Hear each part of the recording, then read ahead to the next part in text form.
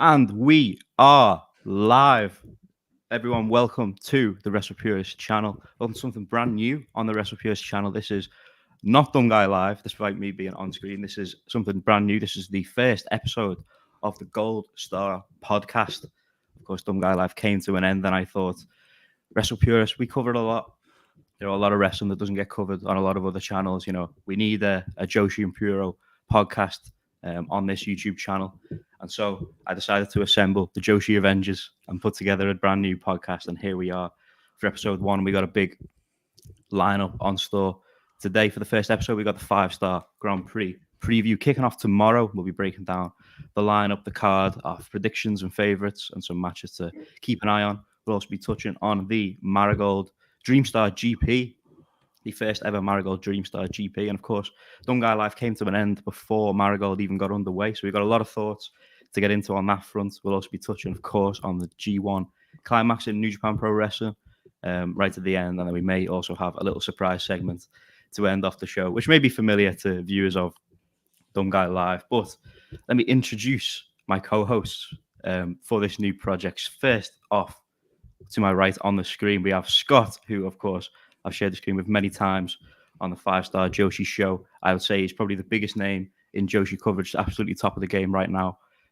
So if you're familiar with Joshi wrestling, I'm sure you're already familiar with Scott. Scott, how are you doing? I'm doing great. I got asked multiple times leading into this podcast, why are you doing another podcast? And I said, have you seen the lineup that is with me? I'm with Jamie Ross. I'm with 6-star. Oh yeah, it's too big to say no to. You know, this is exciting. I'm excited to talk Joshi, a little bit of Puro.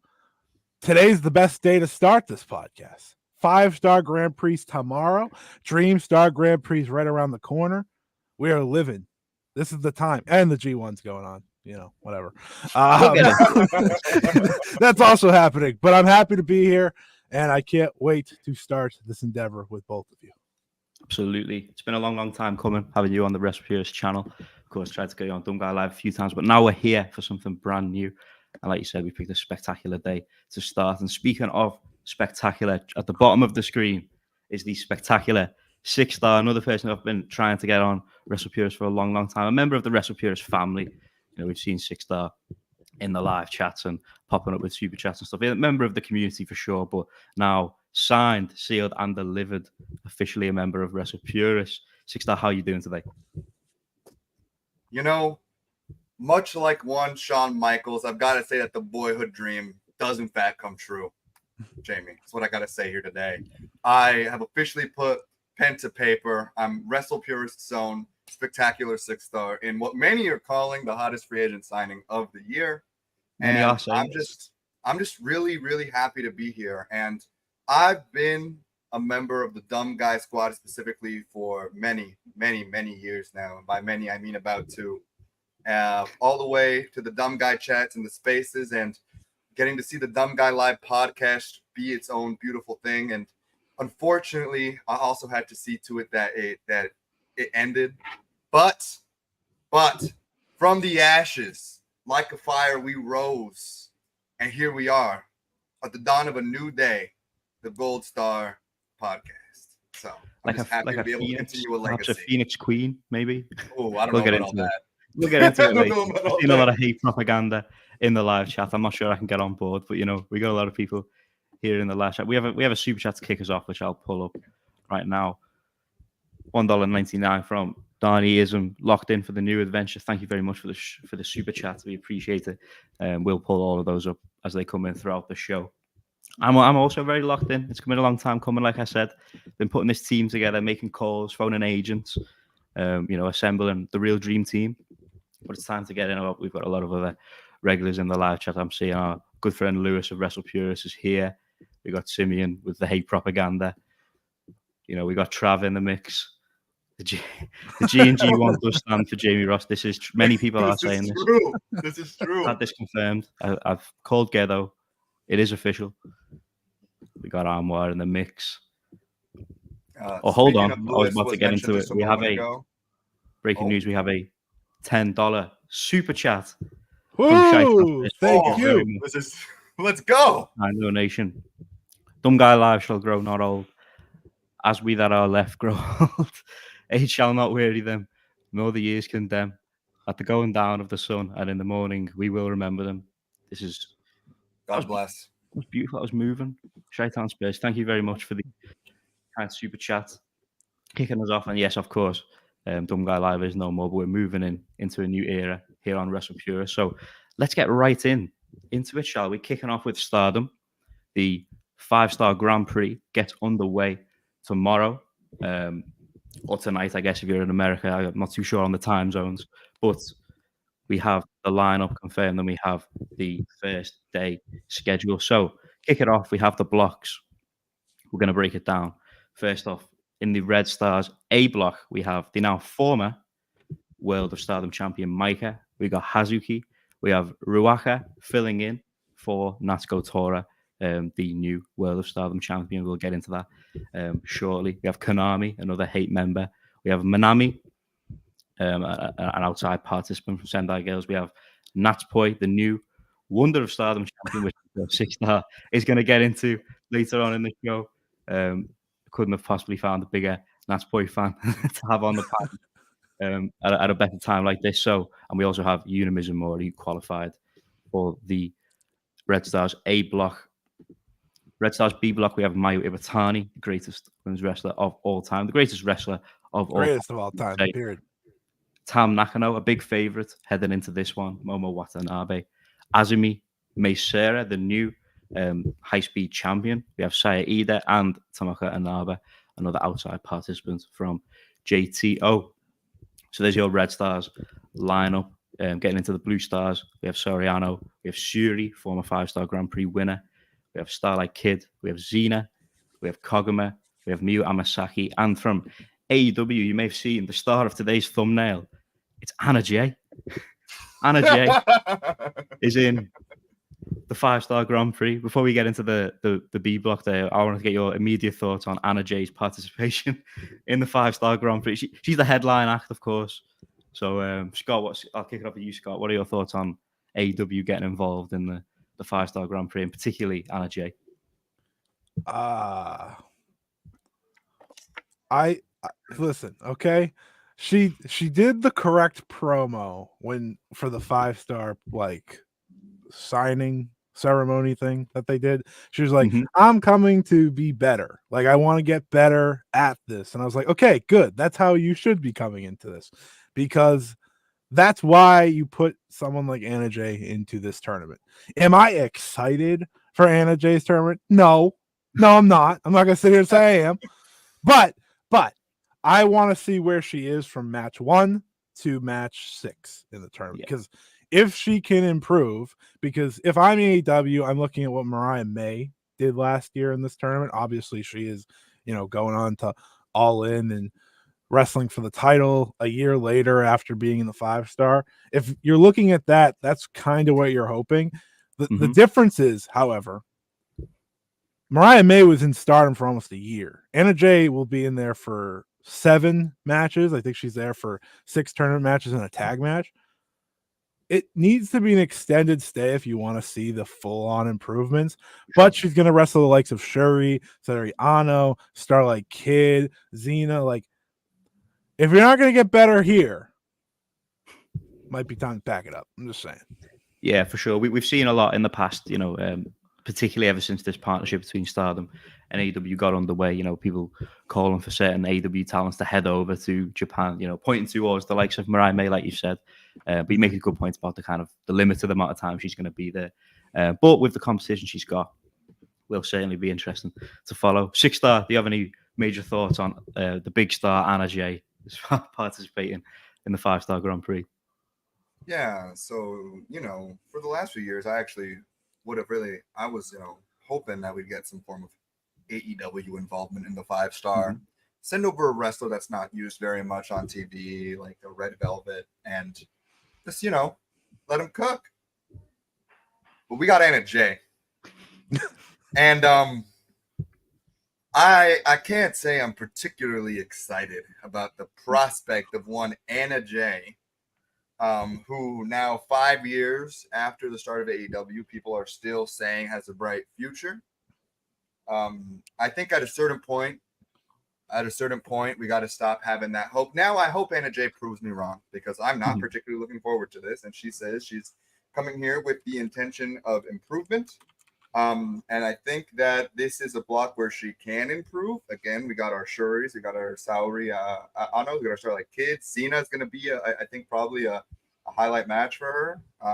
But I can't say I'm too excited about Anna Jay in the 5-star Grand Prix. I think I'd rather this if the choice was between if having an AEW wrestler specifically meant having Anna Jay, I'd rather just see another rookie in the lineup. Me personally.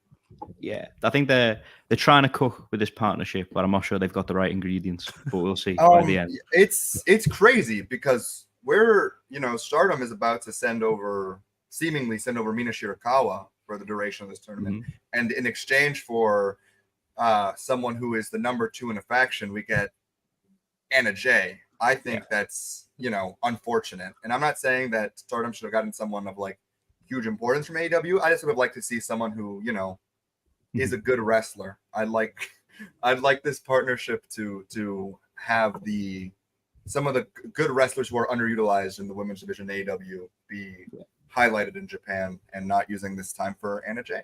But that's just me. Hope she improves. Yeah, for sure. I think again, like you said, we've seen people calling for this before, but I think you've also seen certain Stardom fans and just Joshi fans in general that have been a bit skeptical about the potential of a partnership. I certainly was before it kind of got underway, and it was kind of for this very reason. We're seeing it's a good point you bring up the Mina Shirakawa seemingly heading over there imminently.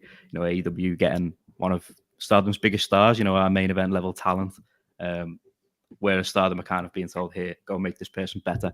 So we'll see. It could obviously work out. I hope it does for Stardom's sake, and obviously for Anna Jay, it would be nice to see some development there and some great matches. But yeah, it's something to monitor. Anyway, let me get back to this. Wait. What Anna Jay match are you most looking forward to? The Shuri match. She's going to kick her so much. The Shuri one's fascinating because I don't think Shuri has the capacity for bad matches. Notably at Korakuen Hall, by the way. That match is the Korakuen match for sure. We're bringing the big matches for the Korakuen, Scott. These are the big time now. This is the big time. If nothing, Stardom is a show, then I have to make Korakuen Halls feel special. Come on now. But we got so as we say, Anna Jay going up against Soriano, Shuri, Starlight Kid, Xena, Koguma, and Miyu Amasaki. So a good bit of competition there. Definitely a good line. Amasaki should beat her. Just saying. For sure. The real leader of Neo Genesis. We got to give Kevin the big win, I fear. We're strapping the rock to Kevin. Yes, absolutely. Blue Stars, B block, to cap us off for this lineup is Suzu Suzuki, finalist from last year. Saya Kamatani, newly heel Saya Kamatani, the member of the newly christened Hate, formerly Oedo Tai. And we'll absolutely be getting our thoughts on that later in the podcast. What's that smell? I've seen mixed reactions. There was a lot of hate propaganda in the live chat before we went live. I've seen some people like it, some people hate it. It's definitely one of those things where you're on. One extreme or the other. Jamie, these people have been brainwashed by the radical left. Okay, to spew hate propaganda, and me personally, I will never fall victim to the woke mob. Yes, I stand beside you on the line. I've been fighting this war for a long, long time. But anyway, we also have Hannah, big favorite here on the podcast. We have Rani Yagami, fresh off her run in the Catch the Wave tournament, so it'll be interesting to see her in the mix. Saki Kashima, of course, looking for some upset victories as she always does. We have Tekla, another Hate member, and Risa Sarah, the final outside participant. So there's your 5-star. Just bladed. Sorry. Just bladed. Real. That's the real. That's the real. Very real. So there's our 5-star Grand Prix lineup. Thoughts on the lineup overall before we get into the schedule and things. Obviously, there's a different format this year. Like as we just broke down, there's a 4-block format. Obviously, the G1 Climax has shifted back to its 2-block format, and they've seen I think most people would definitely agree that it's been more successful than when they tried to go the 4-block route. And I think you look back to previous 5-star Grand Prix, especially last year, in comparison to that 4-block G1. I thought the 2-block format was absolutely the right way to go, but they're trying new things, and obviously part of it is changing the schedule to manage the kind of roster health and things like that. But what are your thoughts on the first of all the lineup, and secondly the 4-block format? Go with Scott first. Managing roster health's crazy. The Red Stars block wrestles 3 days in a row to start this tournament. Like, that's a lot. 3 tournament matches in a row for most of the wrestlers. I don't like 4 blocks. I didn't like it for the G1. I don't like it for the 5-star. Listen, gone are the days of the 2021 and 2022 tournament. I get it. Those are 2 of the best tournaments I've ever seen. That 2022 tournament, stacked. 26 wrestlers, 2 blocks. Craziness. A million matches, but it was incredible. The way they've worked out the 4 blocks, though, like with the quarterfinals and the semifinals and the final, I don't dislike that. Like, I think that's actually pretty good because I think it makes it more interesting. I liked when the New Japan tournaments added that on. I thought that was good. It was more exciting that way, but that's still a lot of matches. Like, the winner of this tournament, right? So whoever wins this tournament is going to have 9 major singles matches in 21 days. You can't tell me that's better for their health. You just can't. So I think they're playing with the schedule. Obviously, they're trying to figure out what's best, because last year it was like 3 months of tournament, which was a lot, obviously. But I can't sit here and say, like, this is better yet. I don't know what it's going to look like. I don't know how banged up they're going to be. Obviously, certain wrestlers are already banged up. Micah is nursing an elbow injury heading into this tournament for having to help try to carry this company forward. So I'm a little bit worried. Well, but that being said, I'm still excited because it's the 5-star. I think these blocks, besides Blue Stars B, is pretty stacked overall. Like, you're going to get a lot of great matches in each block. We'll talk about Blue Stars B more, but in terms of the scheduling, it's like, I'm worried for these wrestlers. They deserve to be healthy moving forward, and I think they're going to be beat up over the next 21 days. Yeah, for sure. I think there was a lot of talk of it towards the tail end of last year, particularly when kind of Julie was doing a couple of interviews, and there were a few other things here and there. Can we talk about that for a second? Julia said, "Fix the tournament. I'm leaving, but fix the tournament." Yeah, she had to get that in there before she's looking out for people. She's looking out. We'll see how that DreamStar GP schedule looks, and we'll see how much influence she had on proceedings there. We'll get into that later in the show for sure. It is definitely an interesting one to look at when you consider how much emphasis was put on that towards the end of last year, and obviously Taro Okada mentioned it himself, and he's now the guy kind of running the show. And when you look at the schedule, as you point out, Scott, it's not it doesn't look much better in terms of wrestler health, but we'll see how it goes. Six, what are your thoughts on, first of all, the lineup as a whole, and secondly the scheduling issue? Well, I just gotta say, it's crazy that the year that New Japan Pro Wrestling fully absorbed Stardom into its own, Stardom imitates the worst ever G1 block layout of all time. I need to reiterate just how bad this is, right? New Japan Pro Wrestling was a lot of people's promotion of the year at the halfway mark of the year last year by like a comfortable distance.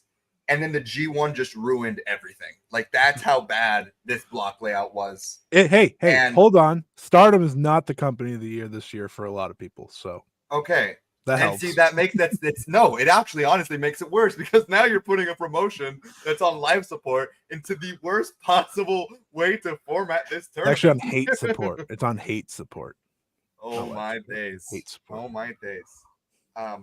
But I think the lineup is. I think Red Stars B is a tremendous block. Yes. I think that's actually one of the block. Actually, it's the Gold Star block. put a pin in that one, right? We're keeping that. It's an amazing block, and I'm really excited for every single one of those matches. But Red Stars A I also love. Shout out Natsupoi.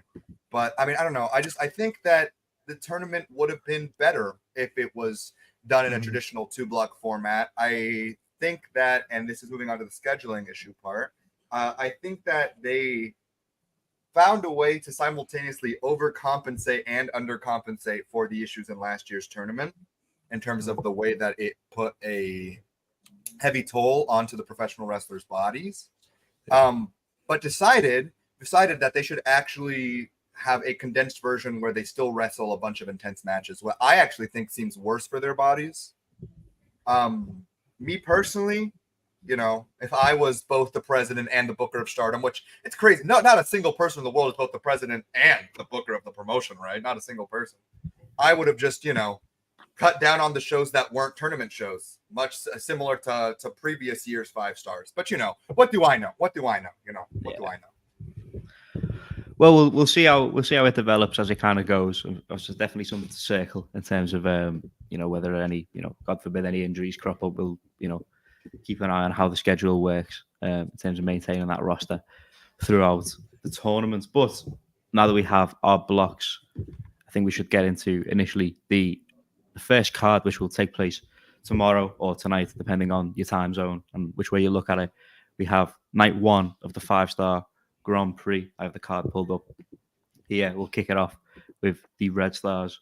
The Red Stars matches. First up, we have Meisera taking on Tomoka Inaba, which I think will be a very interesting matchup. You know, two of my favorites on the scene at the moment.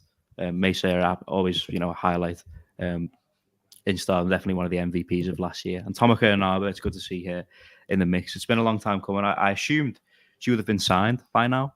I assumed that was the plan, but she's hung around JTO. You know, so fair play to her. She's still obviously affiliated with God's Eye. I'm taking Tomoka Inaba for this one. I think she'll kick off the tournament with a big win. How about you, Six? What are you feeling about this opening match here? I think this is a money match right here. Yes, we're starting off hot with Red Stars B action. We got Meisera and Tomoka Inaba minutes. How could you not pop for that, right? I'm leaning towards Inaba winning her first match. I think it's a good way for Stardom. I mean, Stardom has been playing really nice with their partners in the Japanese scene, so I imagine they'd want to continue that trend and give their guest the win for their first match. Also, you know, she's seemingly the number 2 of God's Eye right now, so another reason to give her the big win. The depth chart's not looking too strong in God's Eye at the moment. After they got some new additions. But they're not you know, they're not Galacticos by any means. These 2 new signings, you know, they're trying. You know, bless them. Scott, I assume you're feeling the same way about Inaba picking up a big win, or maybe you think Meisera's taking this one. Yeah, so I'm split on how Inaba does overall, because I do think she will be towards the end of the block. This is a very top-heavy block. You have Mayu, Tam, and Momo, who are all going to be vying for the 2 spots that advance. I think Azumi deserves some sort of push out of this. She is someone who I feel like if you've listened to Stardom fans for the past 3-4 years, you know that she is someone that has been ready to be pushed forward, and yet here we are. There's a very little likelihood, I think, of her getting out of this block.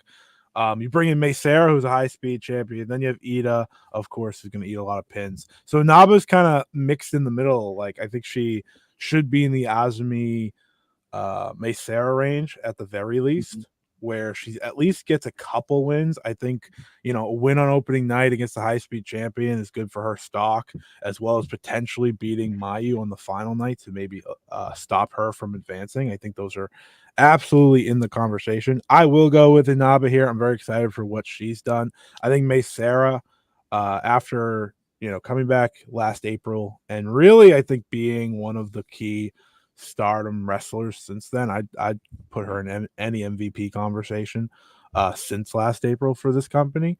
I'm just very excited for her tournament. I will go with Inaba though, because I do think that you both are onto something with, the relationship, starting her off strong, and ultimately she is kind of the number 2 in the God's Eye faction now. It's either her or Saki Kashima, so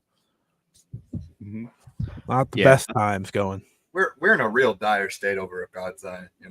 This used to be the faction where the divine powers would call the greatest wrestlers in the world, and now what are we doing here? Shuri, we gotta light some incense. We gotta figure something out here. Shuri is Stardom. I think they see her now, unfortunately, in like the Hiroki Goto role, which is not great. But Hiroki Goto obviously is going to win the G1, so it's fine. So maybe it's a good thing. But I do see her getting shuffled down more and more as time goes on, which I can't stand because Shuri's still one of the best in the world. But you're kind of seeing it with God's Eye, right? God's Eye is really weak right now. Obviously, Ami being out doesn't help, but yeah, I think that's just worth bringing up when it comes to Shuri. Hopefully, she has a good tournament, though. Yeah, for sure. God's Eye definitely need a few big tournaments from their members in this one. Tomoko and Naba definitely could deliver that. Another big match on opener night. Stardom tend to do. They do tend to stack these opener nights of the tournament. We have a big one. 2 now former Queen's Quest members, 2 former tag team. Momo as tag team members.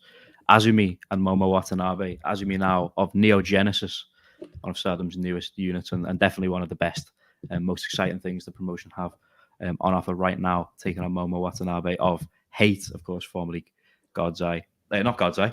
Oedo Tai. God's Eye on the brain. This is, first time hosting. I'm learning on the job, we're getting there. But yes, Oedo Tai now. Hate Momo Watanabe versus Azumi. And this one I'm looking forward to. These two have great chemistry. I always enjoy when they get to mix it up. So it'll be interesting to see, obviously, with kind of new dynamics at play, how this one plays out. It'll be interesting. I've not kept an eye too much on the early showings for Hate. It'll be interesting to see kind of how they work. Obviously, towards the end of kind of, the last era of Oedo Tai, they were sort of trending towards House of Torture levels of interference at times. And I'm hoping that they don't kind of plague this tournament in the same way. Obviously, there's a few Hate members who are in the same block. We have one matchup in particular on this card, which will be interesting to monitor how that kind of dynamic plays out. But in terms of 2 purely in-ring work, from an in-ring standpoint, I don't think you can get much better on an opening night than a match like Azumi versus Momo Watanabe. Six, how you feeling about this one? Yeah, unlike literally any other member of Hate, well, most other members of Hate, I think Momo is someone who's used to this role. So I'm looking forward to this match. I think, like you said, Momo versus Azumi is, they have good chemistry. So I'm excited to see what they cook up for this year's 5-star. I also, however, have seen some, let's just say, unfortunate tournament performances from Momo Watanabe in previous years. I'm a big fan of Momo, so I'm hoping this year she's in full gear. She's got it. She's bumping up to 100%. And if she is going to go into this tournament with the intention of bringing it all out of herself and her opponents, then I see no reason why this match should not be a great match. Absolutely. Momo's been a big favorite of mine for a while. Obviously, every single 5-star we see, Momo 5-star trending up and down. Certain Joshi fans posting that one. It's got less and less as the years have gone on. I think people have kind of, I haven't seen too much of it this year, but we'll see how she gets on. Obviously, the kind of faction, sort of faction change. It's still the same unit, but going for a different thing with Hate. We'll see how she plays in, how that plays into her tournament, and obviously kicking off with Azumi. It's definitely a big one. Scott, how are you feeling about this matchup? Okay. So I have one ask out of this tournament. There's 5 Hate members in this tournament. If any of them are going to do the interference stuff, the DQ stuff, I ask, the one person that doesn't do that is Momo Watanabe. You can do whatever you want with the other four. I don't care. Give me, this is the gold star block. Okay? This is our block. We want hoopers. We want winners. We don't want DQs. No. Momo, you are going to qualify. I am just spoiling it now. I think Momo's getting through to the next round. I really do. And I need her to be Momo Watanabe from 2021 time, not Momo Watanabe from 2022 as a singles competitor. She, as a tag competitor, she was great. Or even last year, she had a great tournament last year. Let's take from that. She's locked into this role. Out of everyone in this tournament, her and Ruaka are the most comfortable in being part of hate. I think that's the way I'm looking at it.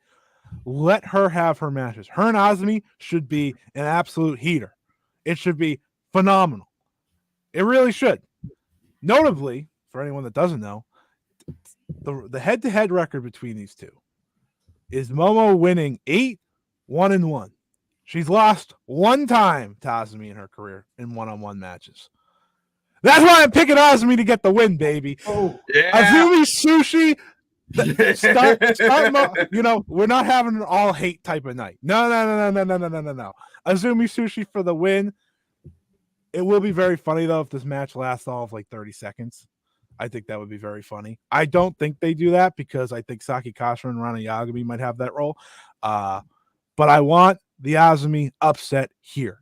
I want it, and I want Momo to go out there trying to have her best match every single night because turns out Momo still one of the best in the world when she feels like it. I just need her to feel like it on, especially in the Yokohama Budokan. If you don't want to try and like checks notes in Kobe, that's fine. I'll allow it. But try here. Yeah, and I think it's interesting as well. She won't try that. Even more reason I won't allow it. What are we talking about? Listen, like said, this is the gold star block, okay? Her and Tam are going to be on such autopilot that night. Oh man, that's gonna be I'm gonna put the call in. I'm gonna put the call into the Cosmic Queen. Don't even worry about it. The Queen of the Cosmos is gonna get the call. We're gonna put everything into this one. Don't worry. We're gonna put everything into this one. Last note on that. Momo and Azumi match. I think typically as well when you've got someone coming into a tournament and there's maybe a faction change or a kind of new dynamic, you expect them to pick up the win. Start off strong in the tournament. But both of these wrestlers have that factor going in. Obviously, it's a little different from Momo because it's still kind of the same environment, but same thing applies. But we have newly formed Neo Genesis and newly formed Hate going into this, so we'll see how that kind of plays out. This one, I think, next up on the graphic that I have here is a lot of people's pick to be the match of the night, kicking off the 5-star Grand Prix, and is two favourites of this panel certainly. For Scott on one side and 6-star on the other, we've got Mayu Iwatani taking on Tam Nakano. It doesn't get much bigger in the 5-star Grand Prix this year than that matchup. That's a matchup that can main event any Stardom pay-per-view, any 5-star Grand Prix final. Two of the absolute best. In my opinion, Mayu Iwatani, the best of all time.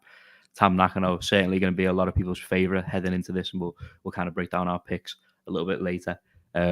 But I'm locked in for this one. It's going to be interesting to see who comes away with the win in this one. Obviously, with shorter, kind of blocks with the 4-block format. They don't have as long to kind of knock someone down and build them back up. So the direction of this match might be quite interesting to see where it goes. But from an in-ring standpoint, it's another one where these two kind of never miss. And I think kicking off this 5-star Grand Prix, this is going to be the one that people come away talking about, as one of the best matches in Stardom's year, I assume. So we'll kick it off with Scott, Mayu Iwatani's number one fan for a long, long time. How are you feeling about this opener match for the greatest of all time? This is the best match in the tournament. On paper, this is the best match in the tournament, and they're doing it on night one. Last year, they had a 15-minute draw in Cork and Hall that was tremendous. They've had many great matches, but last year I thought was their best outing one-on-one. You bring it to this show, and there's a lot of story going into this match. Obviously, number one, Tam can't beat Mayu and never has. 0-3-3 against the Icon. And it ain't happening tonight. That being said, we know, or at least I think we know, that Tam is probably going to take the IWGP Women's title from Mayu Iwatani somewhere down the line. It's just the natural move, I think. And that feels like it should be Tam's first win over Mayu. So how do you get there?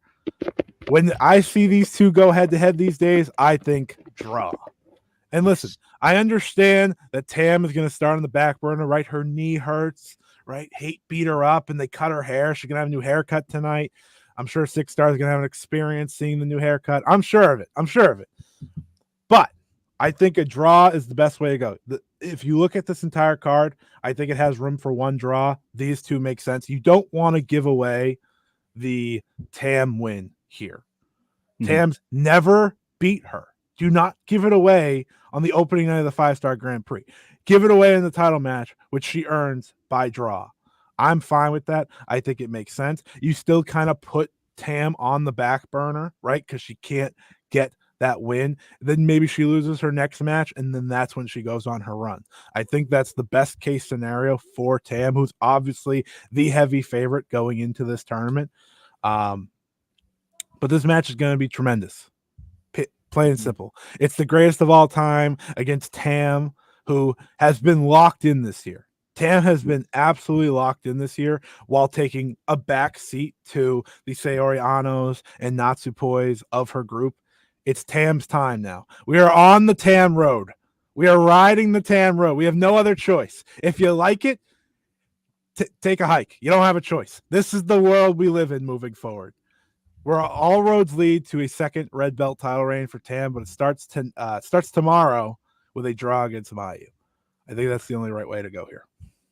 I'm with you on the draw front. I think you're absolutely right in terms of building towards that IWGP title match. I think that's definitely the direction we're headed in. But 6-Star, a huge Cosmic Angel supporter, maybe perhaps the number one Cosmic Angel supporter that I know, certainly. How are you feeling about Tam Nakano's chances against the greatest of all time on the opening night of the 5-Star Grand Prix? I think that this is such a big, important match. We're talking about Mayu Iwatani, the icon of professional wrestling. Quite frankly, the greatest professional wrestler to ever, and I mean ever, take a breath on this fine earth. Yes. Regardless of gender, regardless of nationality. She is, I think, far and away the greatest professional wrestler to ever exist.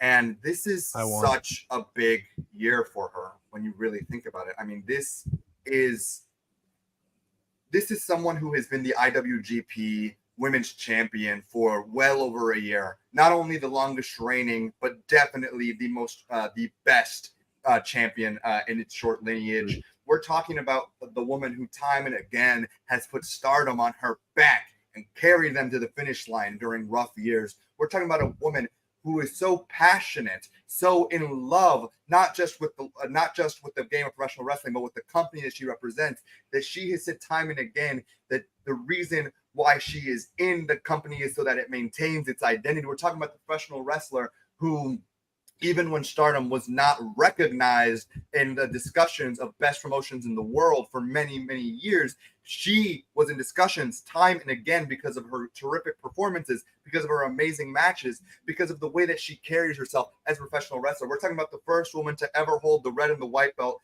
at the same time. We're talking about the woman who's put so much pressure on herself this year that she said that if she cannot win, if she cannot succeed and finish the 5-Star Grand Prix as the winner of the tournament, that it would be her last ever tournament. We're talking about the woman who is looking to overcome her curse of not being able to win on the opening night. We're talking about the GOAT, not just of this promotion, not just of Joshi, but of professional wrestling. And to doubt her chances in any match or in any tournament would be, I think, foolish. That being said, we're taking it home, baby. We're taking the Tam Road Chapter 2. Not only are we beating you on the opening night, we're also taking that belt off you, Icon. We're taking two wins off your ass, Mayu. We're coming for that ponytail. We're coming for your spot at the top. We're coming for the idea of being the most accomplished, most decorated wrestler in Stardom. Nah, baby, this is Tam Road. We're debuting that bisexual Bob, and we're coming for your spot. We're coming for it all. We're taking it home. We're going all win, 0 losses, baby. Tam, the count of 5-star to the top. We're taking it home. The queen of the cosmos is not going to fall here tonight. Not now, not ever. We're bringing the belts home, baby. We're going to unify the red belt in the IWGP Women's Championship, and we're going to show everybody just what it means to listen to that Twilight Dream, baby. But they'll probably draw.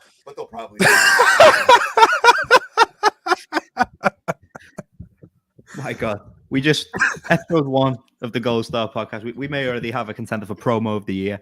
When we circle back and we do the end of year Wrestle Purist Awards, we're going to be talking about this one. Also, episode 1, and we've already got, a war between Mayu Iwatani and Tam Nakano. My locker room is in shambles on the opener night. I need to, we're going to have meetings with talent relations and, there'll be backstage footage that'll be aired months later. My dog bit Tam. Wrestle Purist exclusive fight breaks out backstage after the first episode of the Gold Star podcast. It's all kicking off. I've lost the dressing room, but anyway, that is absolutely, my God, absolutely the match that I think we're all most looking forward to on the opener night. Well, certainly the opener night, but perhaps throughout the entire tournament. I don't think it's going to get much better than Mayu Iwatani versus Tam Nakano, which makes it kind of funny that the next match that we're rolling into is a war between 2 members of everyone's favorite faction, Hate. We have Konami, obviously now back in, Oedo Tai / Hate now. And she is taken on, hold up, let me pull up.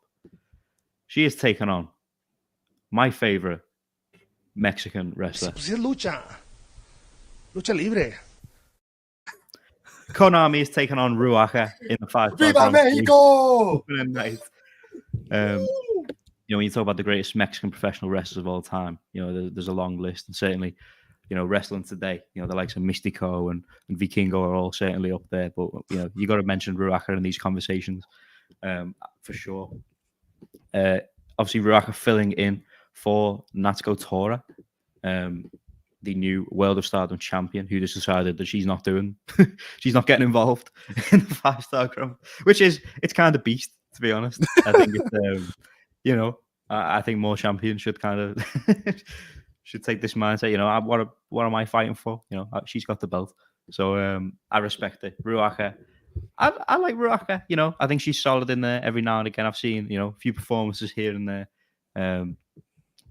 Where she's definitely got potential in a tag environment, especially with Tora. I think she kind of shines in that kind of setting. But going in singles action in this year's 5-star Grand Prix, she's got a hard task in terms of showing out, especially on the opening night, because this one is going to be an absolute, a Hate special. I think if we're going to get kind of a bit of bullshit on the opening night, it's going to be in this match. Scott, how are you feeling about this one? Not good, Jamie. I'm not feeling good about it. I've tried to talk myself into every match on this show, and this one, I think even more than like Saki Kashira versus Rana Yagami has been the most difficult. Mm-hmm. There's just not a redeeming quality to this match for me outside, like, maybe they'll just wrestle fairly because they're in the same faction. I don't know. I don't know if it's going to be good. I don't know if it's going to be competitive. I don't really know what to expect because we're still learning what Hate is, right? I just think Konami wins. That's my only take about this match is Konami wins because Konami is going to be contending for this block as well. Hate. I hate it here. They should run the finger poke of doom in this one. Let's get it going. Let's kick this tournament off in the way that start as you mean to go on. Let's do some opening night bullshit. 6-star is currently camera off. I assume. Estamos hablando de Ruaka, la mejor luchadora en el mundo. ¡Viva México! Ruaka, Mystico's joined us. 5-star este año. Let's get some Mexican flags in the chat for Ruaka. Let's get some claps. Let's get some claps for Ruaka. We're talking about the greatest Mexican professional wrestler in the world right now. She's gonna come out the gate. She's gonna show everybody just what that Red Stars A action is gonna look like. She's gonna show the world. She's gonna show the world why she is a prospect to be interested in. Buy your Ruaka stocks now, because after this tournament, I'm telling you, they're gonna be impossible to purchase. We're talking about the individual who is representing Mexico in Japan week in, week out, having terrific performances, waving the flag with honor, with pride. Yeah, Ruaka, 5-star. This match should be, I don't know. It's a hate-on-hate match, though, so I'm not sure exactly what's going to go on. Mystico, your English has come a long way since the last time. Ha tratado mi mejor. Es lo que estoy haciendo todo el día. Estoy practicando mi inglés. Estoy viendo estas programas de lucha y estoy entendiendo lo que están diciendo. Y por esa razón puedo hablar en el poder de la Ruaka. Okay, muchas gracias. We appreciate Mystico for stopping by for the first episode of the Gold Star podcast. I told you I've been making a lot of calls with a lot of agents, getting big signings. My apologies. I had to use the bathroom real quick. For the first episode of this podcast, and I mean, it doesn't get much better than Mystico, especially when we're talking about another Mexican wrestling legend in Ruaka. Next up on the Red Stars side of things, the next, we've got a couple of matches here that we don't need to spend a ton of time on, but just kind of breeze through it. We have Hazuki taking on Manami, and obviously an outside participant this year. Hazuki, always one of the MVPs of the 5-star Grand Prix. So I think everyone will be looking forward to seeing how she does. I think she's another one who's kind of always in the mix and never really gets the push that people are hoping for. But regardless, she always shows out, and I think here against Manami is certainly going to be another one that I think people will be coming away from talking about as one of the matches of the night here. What are your guys' thoughts on this, Scott? Kick it off with you.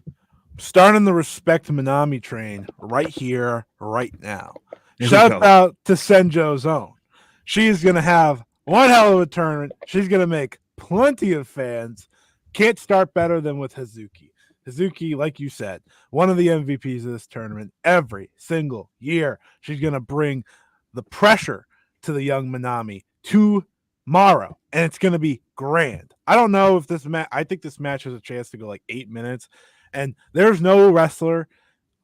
Hell, I'll say there's no wrestler in wrestling better at maximizing their minutes than Hazuki. Shout out to that match with Julia from 2 years ago on the opening night, where brain busted her right through the mat and won. That was like an 11-minute sprint, one of the best matches of the entire tournament. Love that. Hazuki wins. Manami makes a bunch of fans, because that is the Senjo way, baby. That and farming. Yeah. I'm absolutely with it. I think it'll be a big tournament for Manami, certainly on a big stage. And obviously, I forgot to mention earlier, all of these matches are going to be live on Stardom World. I believe throughout the tournament. So these matches are going to be super accessible if you have Stardom World. So it's a big stage for Manami to show out. Absolutely. Six, what are your thoughts on this matchup and just kind of Hazuki and Manami going into this tournament in general? Listen. I am very high on Manami. I don't watch as much Sendai as I would like to, but I get in the trenches, Six. Got to get into the trenches. You know what? I will try my damnedest, Scotty. What do you know about her and Ryo Mizunami? One of the best tag teams of the year, huh? The tag champs, the Central tag champs. Former. My fault. We got the experts on the panel today. Yes. Yeah. Sorry. That's on me, actually. Anyways, my thoughts on Manami versus Suzuki. I'm very high on Manami. I think she's someone, for those who are unfamiliar, to be on the lookout for, to really, if you can, to catch her matches, because I think she's someone who's really going to impress you. And who better to literally, there's nobody better in all of Stardom besides maybe Mayu Iwatani to start a tournament out with than Hazuki. Yeah, Hazuki or Poi. You're telling, okay, you know what? Okay, That's a crazy thing to say to me. That's a crazy thing to say to me. Well, you didn't say it. I did. So that's my fault. You know what? You would.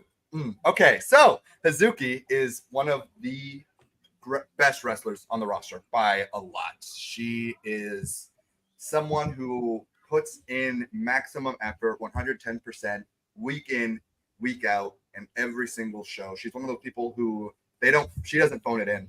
She doesn't take it easy. And she always makes sure that the audience in attendance is going to get the best of her. And not only that, like you were saying, Scotty, she is someone who maximizes her minutes. So not only is she making sure that the audience is going home happy with a good match, but she's also making sure to be raising her stock, elevating herself through her performances every single time she steps in that ring. And I do not doubt that this match is going to continue that. Absolutely. It's always, if you're someone who doesn't kind of watch, I think all three of us here on the panel, we kind of have to. We tend to watch as much of this stuff as we can. But if you're someone who kind of picks and chooses, I don't think you can go much wrong with watching everything that Hazuki does, whether it's just in general or specifically in this tournament. Absolutely, she's going to show out in every single one of her matches, and it'll be good to see Manami show out on a big stage. Next up is one that I think will definitely pop 6-star. Here we have Natsupoi in action, our new Wonder of Stardom champion, the new white belt champion. And shout out whilst I'm on the topic of Natsupoi to our very own Lewis, who is in the live chat. He wrote a great feature on Natsupoi, which we uploaded last night. It was someone who he wasn't, he's kind of a late entry into Joshi wrestling in terms of his wrestling fandom. I kind of have to, get onto him every day, trying to, show him the good side of the wrestling. Show him the real. Of course. And it took me a while. It was a difficult journey getting him into it. Once he came across Natsupoi, he was locked in. He's definitely a wrestler that he kind of lashed onto straight away. So he's been following on since then. And the white belt win for Natsupoi was one that popped him a lot, but it also popped 6-star absolutely. I think if there's anyone that matches Lewis for the love of Natsupoi, it's our very own 6-star here. Let's get some poise in the chat, everybody. Come on, absolutely, don't be stingy. Let's get some poise in the chat. We got she'll be taking on the now former World of Stardom champion Maika, last year's winner. Shout out Peps. Shout out to Peps. last year's winner. And she didn't win. So, yeah, she didn't win last year. Suzu won. Suzuki won. Pay some respect to the winner of the 2023 5-star Grand Prix, the chosen one, the person that should have been World of Stardom champion and got screwed. Sorry. Hey, listen. Take a step back, everyone. Take a step back, everyone. We can cry about Suzu later. We'll talk about Natsupoi right now and Maika, I guess, but Natsupoi right now. I'm sorry. I got fired up. I'm sorry. Let me defend myself. I must be forgiven. We must remember, we take a look at what Stardom have done with Suzuki since winning the 5-star Grand Prix. Surely I can be forgiven for forgetting that it was forgiven. Not your fault. You were you listen.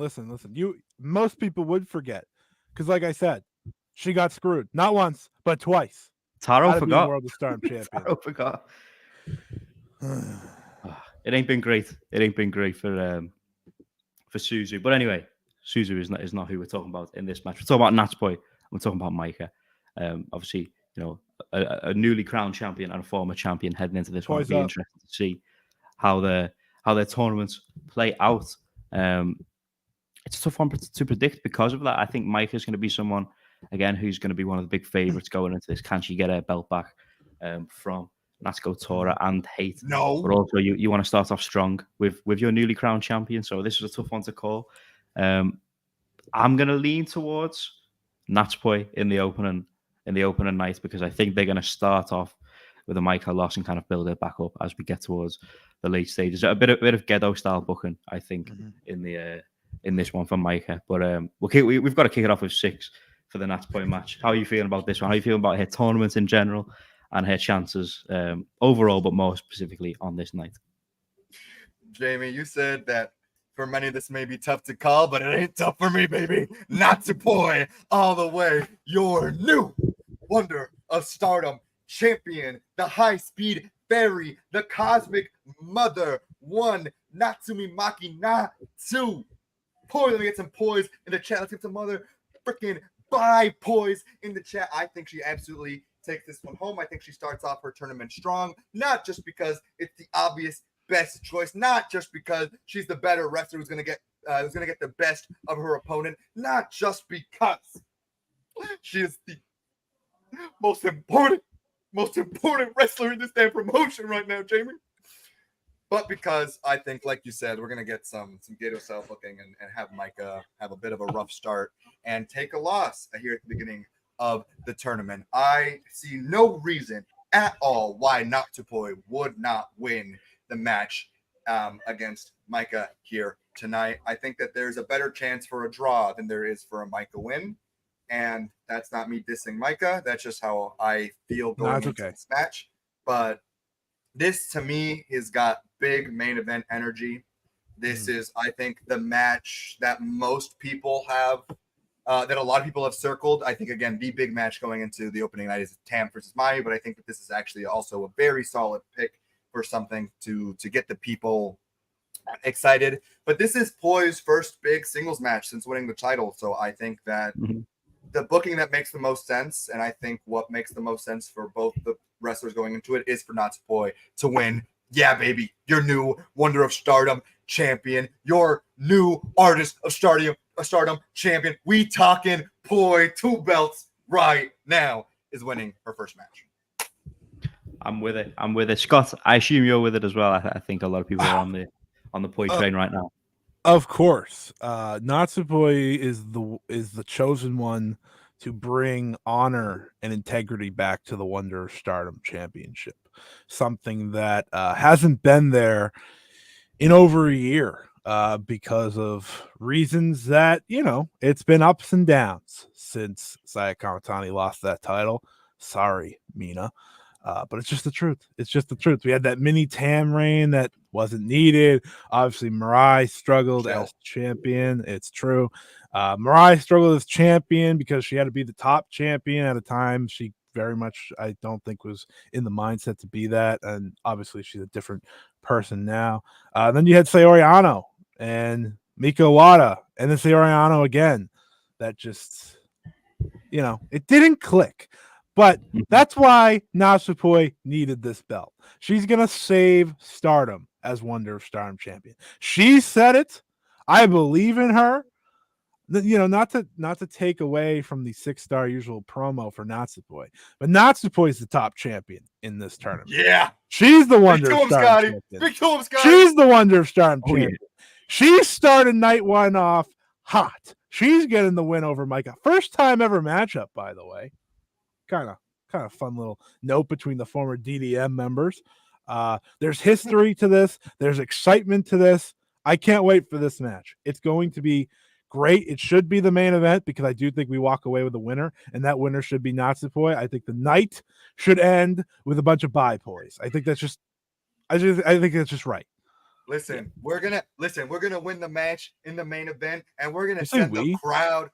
Yeah, I'm talking about me and Natsupoi, of course. We're going to finish the match off in the main event. We're going to win, and we're going to send the crowd home happy with a bye point. Yes, like that. Just like that, with a smile on their face. It's going to be the biggest pops of the night because Natsupoi regularly gets the loudest reactions from the crowd. We're going to have one of, if not the best main event of an opening night. Please don't try to correct me on that right now, Scotty. I don't want to hear about Stardom history. I just want to hype up Natsupoi. This is the savior of the promotion that has fallen from grace. This is the savior of the belt that was once considered the 1B to the Red Belt's 1A. This is the woman who's had the best white belt match in 2022, 2023, and 2024. And we're going to start off the tournament hot because Natsupoi is also consistently, since she started in the GP, one of the best wrestlers in the tournament. Not only is she an amazing regular singles match wrestler, she's an amazing tournament wrestler, and I think that she starts off this tournament with an absolute classic. I'm seeing the vision. I think we're going to have one hell of a tournament for the Poi tribe. I think we're kicking it off with a big main event win. I think you're absolutely right. Going to blitz through the blue side of the No, that's fine. That's fine. There's a few matches that we don't need to spend, we don't spend too much time. We kick it off with Sai Kashima and Rana Yagami. This match is probably going to be roughly 10 seconds long, which is, we'll see how it does in the Wrestle Purist ratings. Should get, a good, 3.5 maybe. But I think that's what, Rana Yagami, I'm looking forward to see how she does. I think it's an interesting one.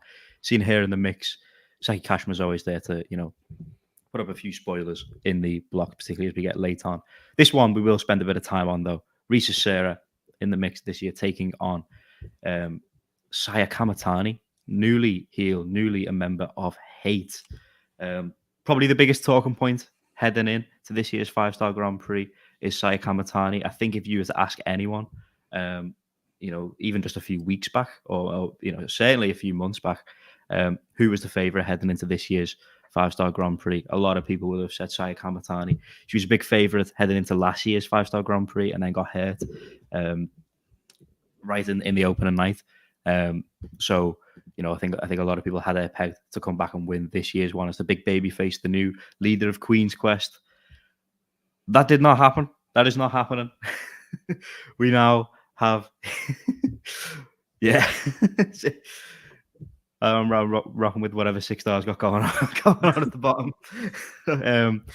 We now have a newly heel Saya Kamatani in her, heartbroken ex-girlfriend phase, and it's going to be big time. Big time. Utami left her head to Marigold, and it ain't been the same since Saya Kamatani.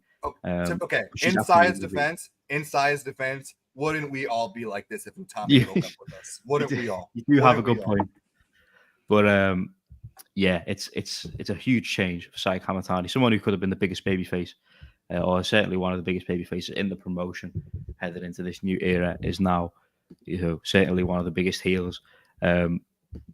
I assume she's going to kick off this tournament strong, but she's got a tough opponent in Risa Sera, who I also think is going to have a strong tournament. I think the main focus here is going to be how does she work it. I assume she's going to have new gear. I saw. That may have leaked on a poster that I saw, but it's going to be interesting to see how this develops with Saya Kamatani. Scott, how are you feeling about this match, and how are you feeling about Saya Kamatani in general as we head into the 5-star Grand Prix? I'm worried. I'm not going to lie to you. I'm very worried about Saya Kamatani as a heel. And I don't think Risa Sera is the ideal matchup for someone having their debut heel singles match. It just doesn't make sense to me. You would have thought like you put her against a Rana Yagami or, someone weaker that she can beat down and figure things out against. Instead, she's fighting Risa Sera, who, while I love Risa Sera, I think that the Stardom crowd doesn't always take to her, right? She's gonna show up and she's not gonna loudly be cheered by a Stardom crowd. That's just always how it's been. So as Saya Kamatani does her heel shtick, it's gonna get no reaction, and that's not good. That's not good for your new top heel, who, by the way, pretty confident is going to the finals. Yeah, I don't think there's anyone in the Blue Stars block that has a shot compared to her. Highly unfortunate. Shout out to Suzuki. You will be saved one day. Maybe not today, but you'll be saved. It's not a matchup that makes sense to me on paper for her first match as a heel. That being said, I am giving Saya time to figure this out. I personally would never have turned my biggest baby face. But hey, Taro Okada works differently, okay? He works differently. He loves Hate. He loves it so much. He's given the entire company to them, so I'll let him cook. He's not cooking well, but I'll let him cook. But I'm going to give her time. This is something that she's going to have to figure out. She's moved on from wearing red gear because she misses Utami to being a, like you said, sad ex-girlfriend in her goth phase that sticks her tongue out, much like Utami does. As 6-star doing. I hope there's more to it than just that. But, we have to wait and see when it comes to Saya. I'm worried. But she's going to win. She has to win to start off. For sure. I think a lot of people are a little bit concerned. When she made their first entrance, as a hate member, both at the press conference and then at the first show following her turn. One thing kind of came to mind straight away. I don't know if you guys thought of this. Remember initially newly heel Jack Perry? Remember how that felt when it was just like, I don't know about this. I mean, who's we? Who's we?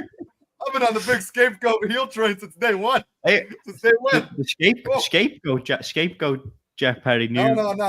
I'm talking about newly christened heel Jack Perry. I was walking with him then too. But we're not here to talk about Jack Perry. My fault. Yeah. Well, that was my initial thoughts. But like Jack Perry, he's grown into the role, so I'm willing to give it a little bit of time. But I don't think it's something any of us were kind of were hoping for in terms of the direction of Saya Kamatani. But 6-star on Saya Kamatani and this match against Risa Sera. What are your thoughts? Listen, I get paid the big bucks to keep it real with you all. You certainly do. I put it in the contract.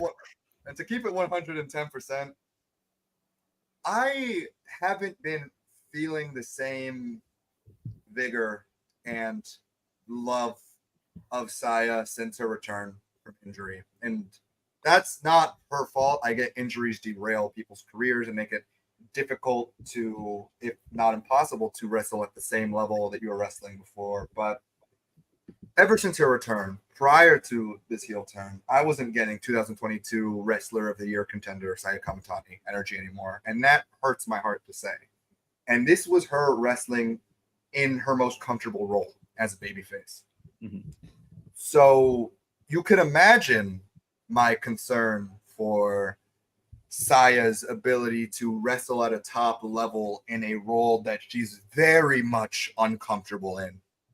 And this is a new role for her, and I'm going to give her time to adjust to it, to get used to it, to grow into it. But I would be lying if I said I was not worried and disappointed that going into this tournament, where I thought she was going to have the chance to rehabilitate herself and try to build up not just her stock in Stardom back up, but build up her skill and her confidence in herself back up. And I just don't feel as confident in her ability to do that in this role. Now, again, I'm going to give Saya time to grow. I'm going to give her some leeway, some benefit of the doubt that she's going to be able to succeed and hopes that she's going to be able to succeed in her endeavors as a heel. But to echo the thoughts of my two co-hosts, I just don't understand the decision to turn someone who was not just a natural huge babyface, but specifically one of your biggest babyfaces in the promotion heel. The woman who for years was talking about wanting to become the ace of Stardom, wanting to carry this promotion on her back amidst everything happening with the exodus to Marigold. She stayed, and she proudly stated that she was going to help foster in a new era of Stardom, to bring to be a beacon of sorts for the promotion, someone who the audience wants to cheer. And that's not something we have a lot of in Stardom. The audience doesn't want to make a lot of noise, and this is someone that has made the audience react, who has made the audience believe. And now when we're already in a deficit of crowd engagement, you're going to take someone who has time and again been able to engage and connect with the crowd, and you're going to turn her into a heel. I think that's a really bad move. I think that's not good for the promotion. And I just don't think that this is the direction Saya should have gone in.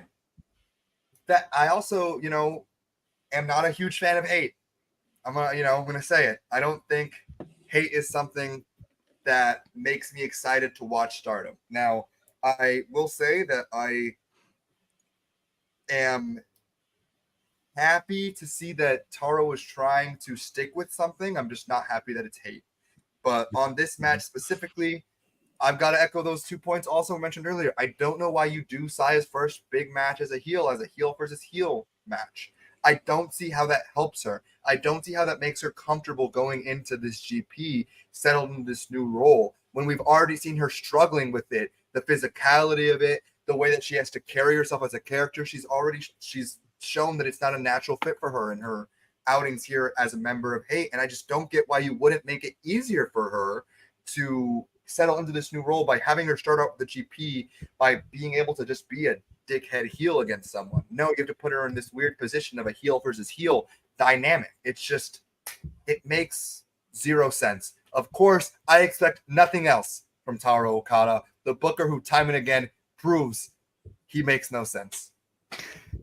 Yeah, it seemed like a layup for Saya to win this tournament as the big baby face, but that's not the direction they took. So again, another thing to monitor throughout this tournament. We'll see how she progresses in her new heel role. I don't have too high hopes, but I think the match will be all right to kick off the tournament. Hopefully, as long as there's no bullshit. But we can't rule that out with Hate anyway. We got a few other matches we can kind of breeze through. This one is should be a really great match, but it's two wrestlers that have not been at the center of of focus in Stardom as of late under Taro Okada. We have Suzu Suzuki of Neo Genesis taking on Hanan. This year's Cinderella tournament winner, and that was something that got a lot of praise from Taro Okada. I think it's almost like it was booked by someone else. Yeah, I think he was checking the notes that Rossi left on the desk, to be honest. But he got his credit for that one, and that was a good move. But since then, we ain't had much for Hanan. We had a few good tag matches, but she's obviously lost those new blood tag belts now.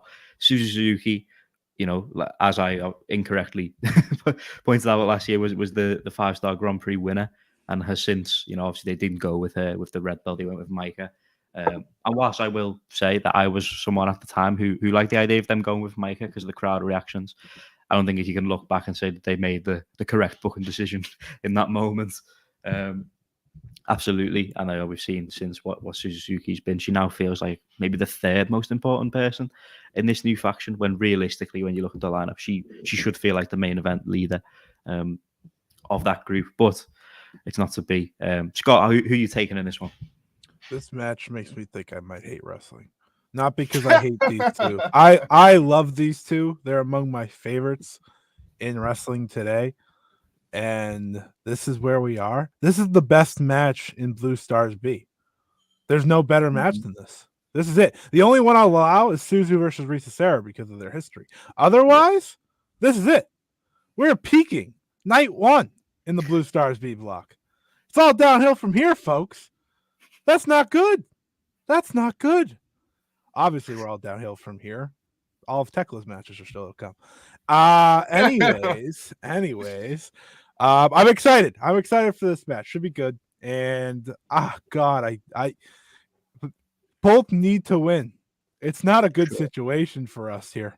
If you're a Hanan fan like I am, if you're a Suzu fan like I am, I just hope they have fun, man. That's all I'm hoping for, because I'm not having fun right now. Yeah, I feel I think I'm rocking with Suzu. I think newly returned from injury. I think they're gonna kick her off strong in the tournament. But we know they have no problem pinning Hanan. Well, yeah, for sure. I'd be happy either way. I just hope both of these have a great tournament. Six, how you feeling about this one, and who you taking? The match of the two forgotten tournament winners. I didn't forget. Hey, can I finish my spiel here, Scotty, before you rudely cut me off?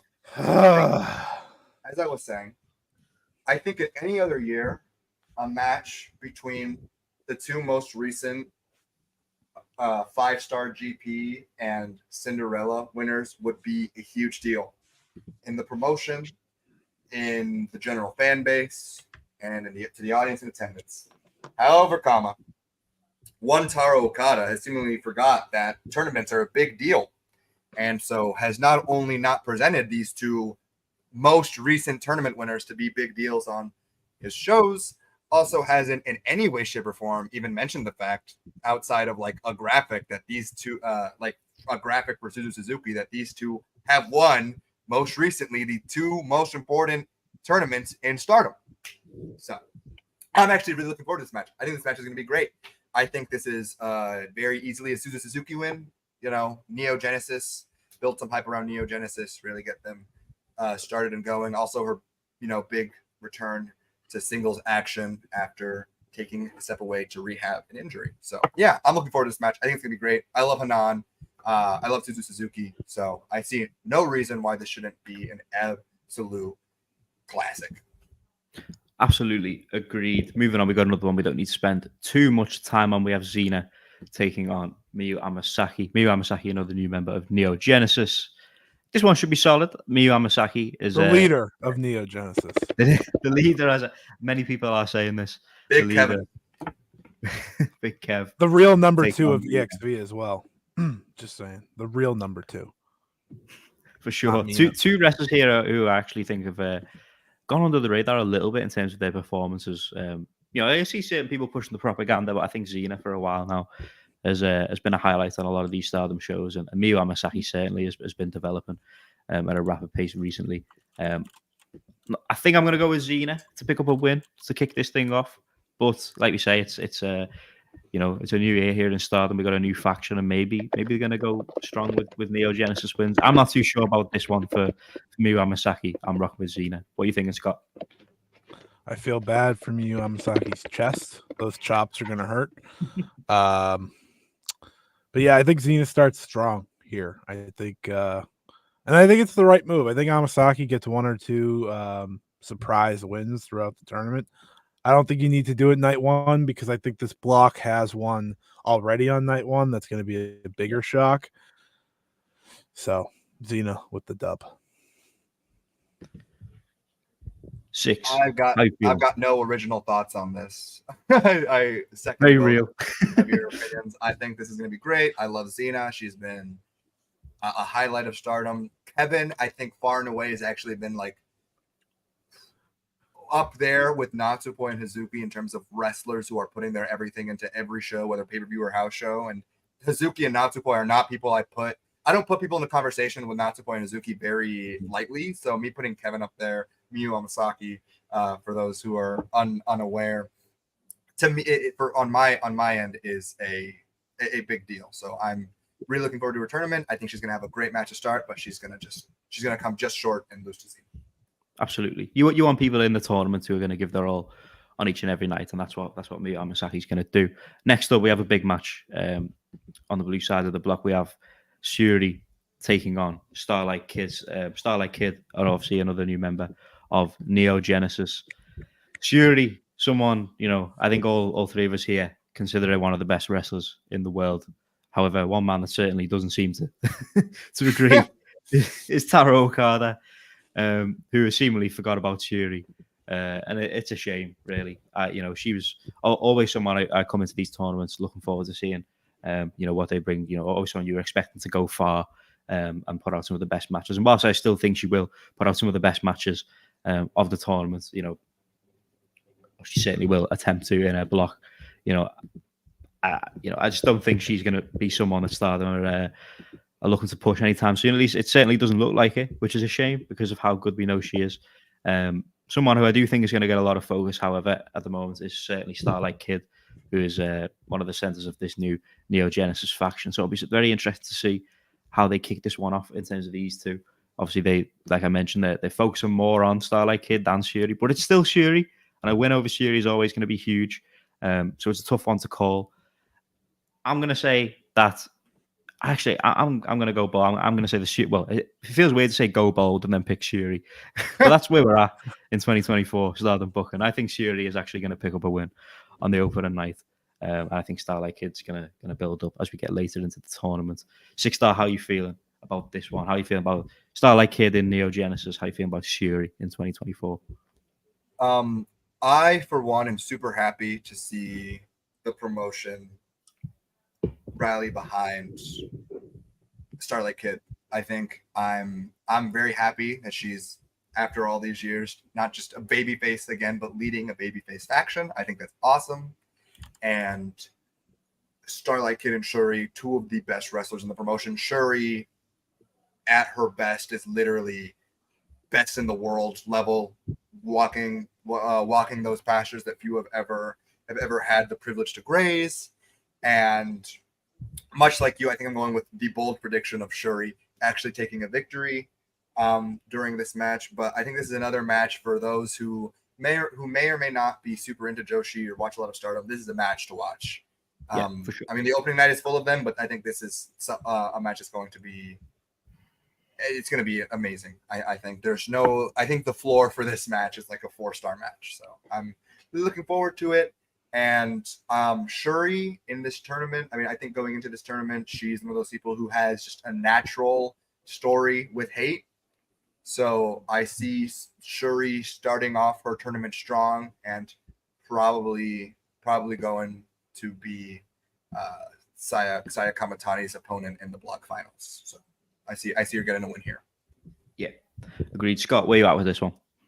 I think it's very important for Starlight Kid to advance out of this block. I think it would be booking malpractice for her not to get out of this block, truthfully.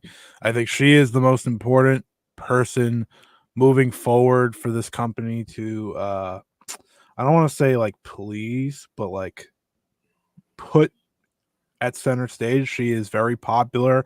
She has been very ready for this spot. And now that she's back to being a babyface and the leader of a group, I think it's only right that you get at least one Neo Genesis wrestler outside of the block rounds. And she makes the most sense here. Yes, that means either Shuri or Sari Ano has to miss. I think Sari Ano is the better choice to miss the tournament or miss the next stage because she's done so much already this year. It's okay for her not to be at the top again.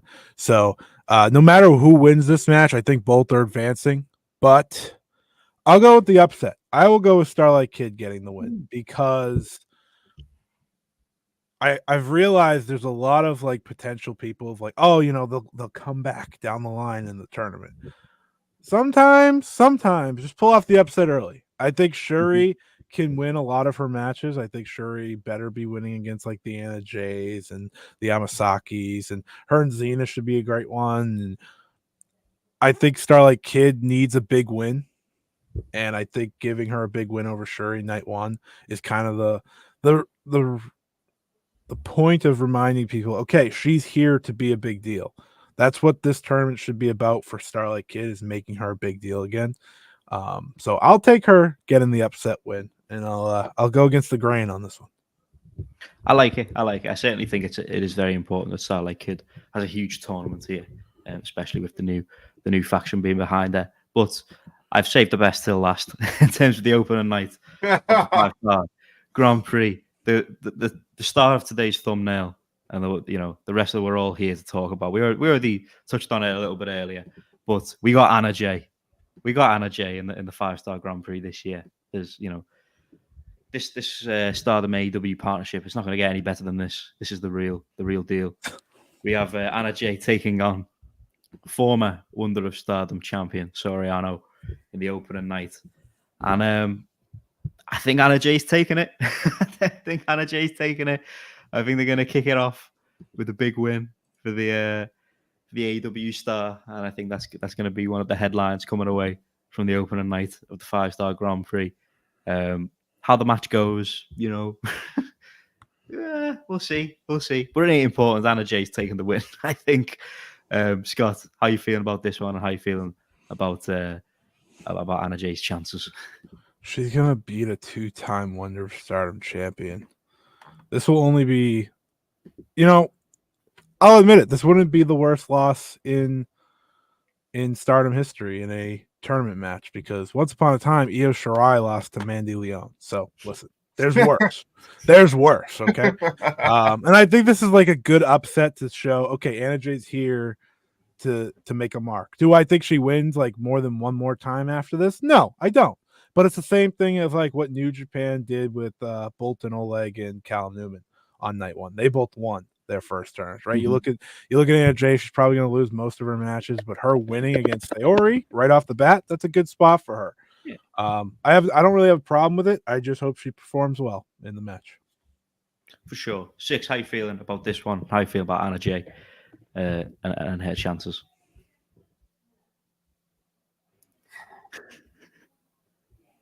I'm sad. I'm a sad person right now, Jamie. You're speechless. As the reality dawns on me, that there is a more than likely chance that Anna Jay beats Saori. Saori is going to lose to Anna Jay. The reigning Sendai Girls World Champion, by the way. Continue. I love partnerships. They're great, aren't they? I have so much fun. I wish I could say I was excited for this match. I wish I could say I was looking forward to this, but all I feel is pain. Despair. This is just move on to the next. Yeah. I can't talk about this anymore. Anyway, I'm glad I saved the best till last. That wraps up the opening night of the 5-star Grand Prix. We've spent a whopping amount of time on this, the 5-star. We're going to briefly touch on some of the matches that we didn't touch on in the opening night that we're looking forward to. I can pull up the blocks here again. But Scott, I'll kick it off with you. Just off the top of your head, are there any matchups that we haven't touched on yet that you're already looking forward to from this year's 5-star Grand Prix? Mayu Iwatani versus the Gold Star block. Mayu Iwatani versus Momo Watanabe is happening at Korakuen Hall. That is the most consistent matchup in Stardom and has been for 5 or 6 years now. It's their first time facing each other in 2 years. They have one of the greatest 5-star Grand Prix matches of all time back on the opening night of the 2021 5-star Grand Prix tournament. And I think that's a match that I obviously have circled. Very excited for that one.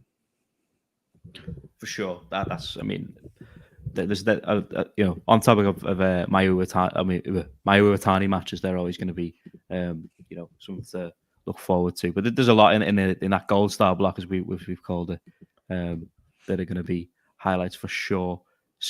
Anything off the top of your head that is, standing out to you in this year's 5-star Grand Prix? Natsupoi versus Hazuki. My favorite match. My personal favorite match. My personal favorite match from the 2022 5-star GP. I think I've built up to this pretty well. I've talked time and again throughout this podcast about how I view Natsupoi and Hazuki to be two of the best and the two who put the most effort into wrestling on a week in, week out basis. And I think that they're going to create magic when they inevitably face off against each other. I don't know where or when they're facing off against one another off the top of my head, but I'm very much looking forward to it.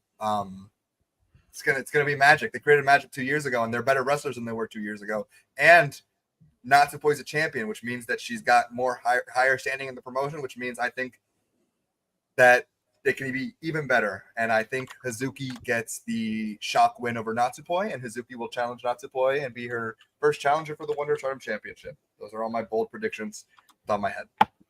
I like it. That was going to be my pick. I think, we've mentioned it earlier in the show when you talk about people who bring it every single night, particularly in these tournaments. It doesn't get much better than Natsupoi and Hazuki. Seeing them face off, it's absolutely going to be one of the matches of the tournament. I'll throw out one or two others that didn't get a mention. I'm definitely looking forward to. Suzu and Risa Sera are definitely going to bring it in their match with their history. So that'll be one to look out for in the Blue Stars B block.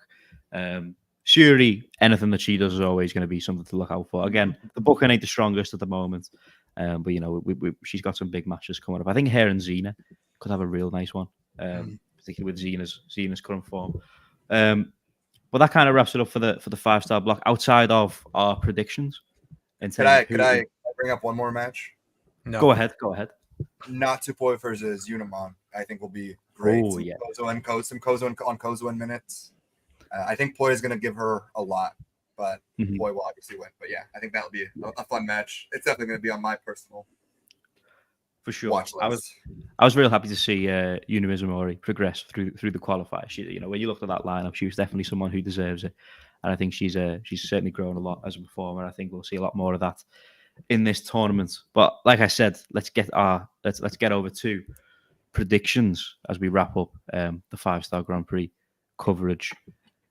Scott, I'll kick off with you. Who do you have personally maybe progressing out of some of the blocks, but more importantly, who do you have taking it this year overall? There's certainly a few names I've seen floating around, but is there anyone that springs to your mind as the obvious victor?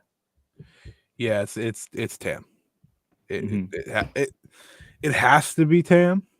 I think this company, post everything that happened earlier this year, could have benefited really well from getting the belt on to Tam sooner.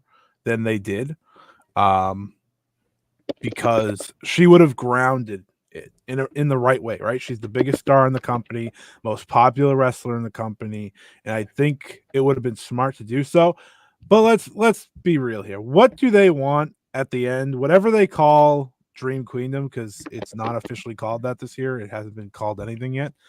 Whatever that is, what do they want? What scene do they want at the end of that show? They want Mel Tier holding up the 2 titles to close the show. That is exactly what they want, and that is what they're going to get. So and I'm all here for it, baby. I'm all here for it, baby. I think Tam over Saya Kamatani in the finals is the way I'm going. That's the match that was supposed to probably main event last year's Dream Queendom. So interesting to see it now in a very different way. Probably be the final of this year's tournament.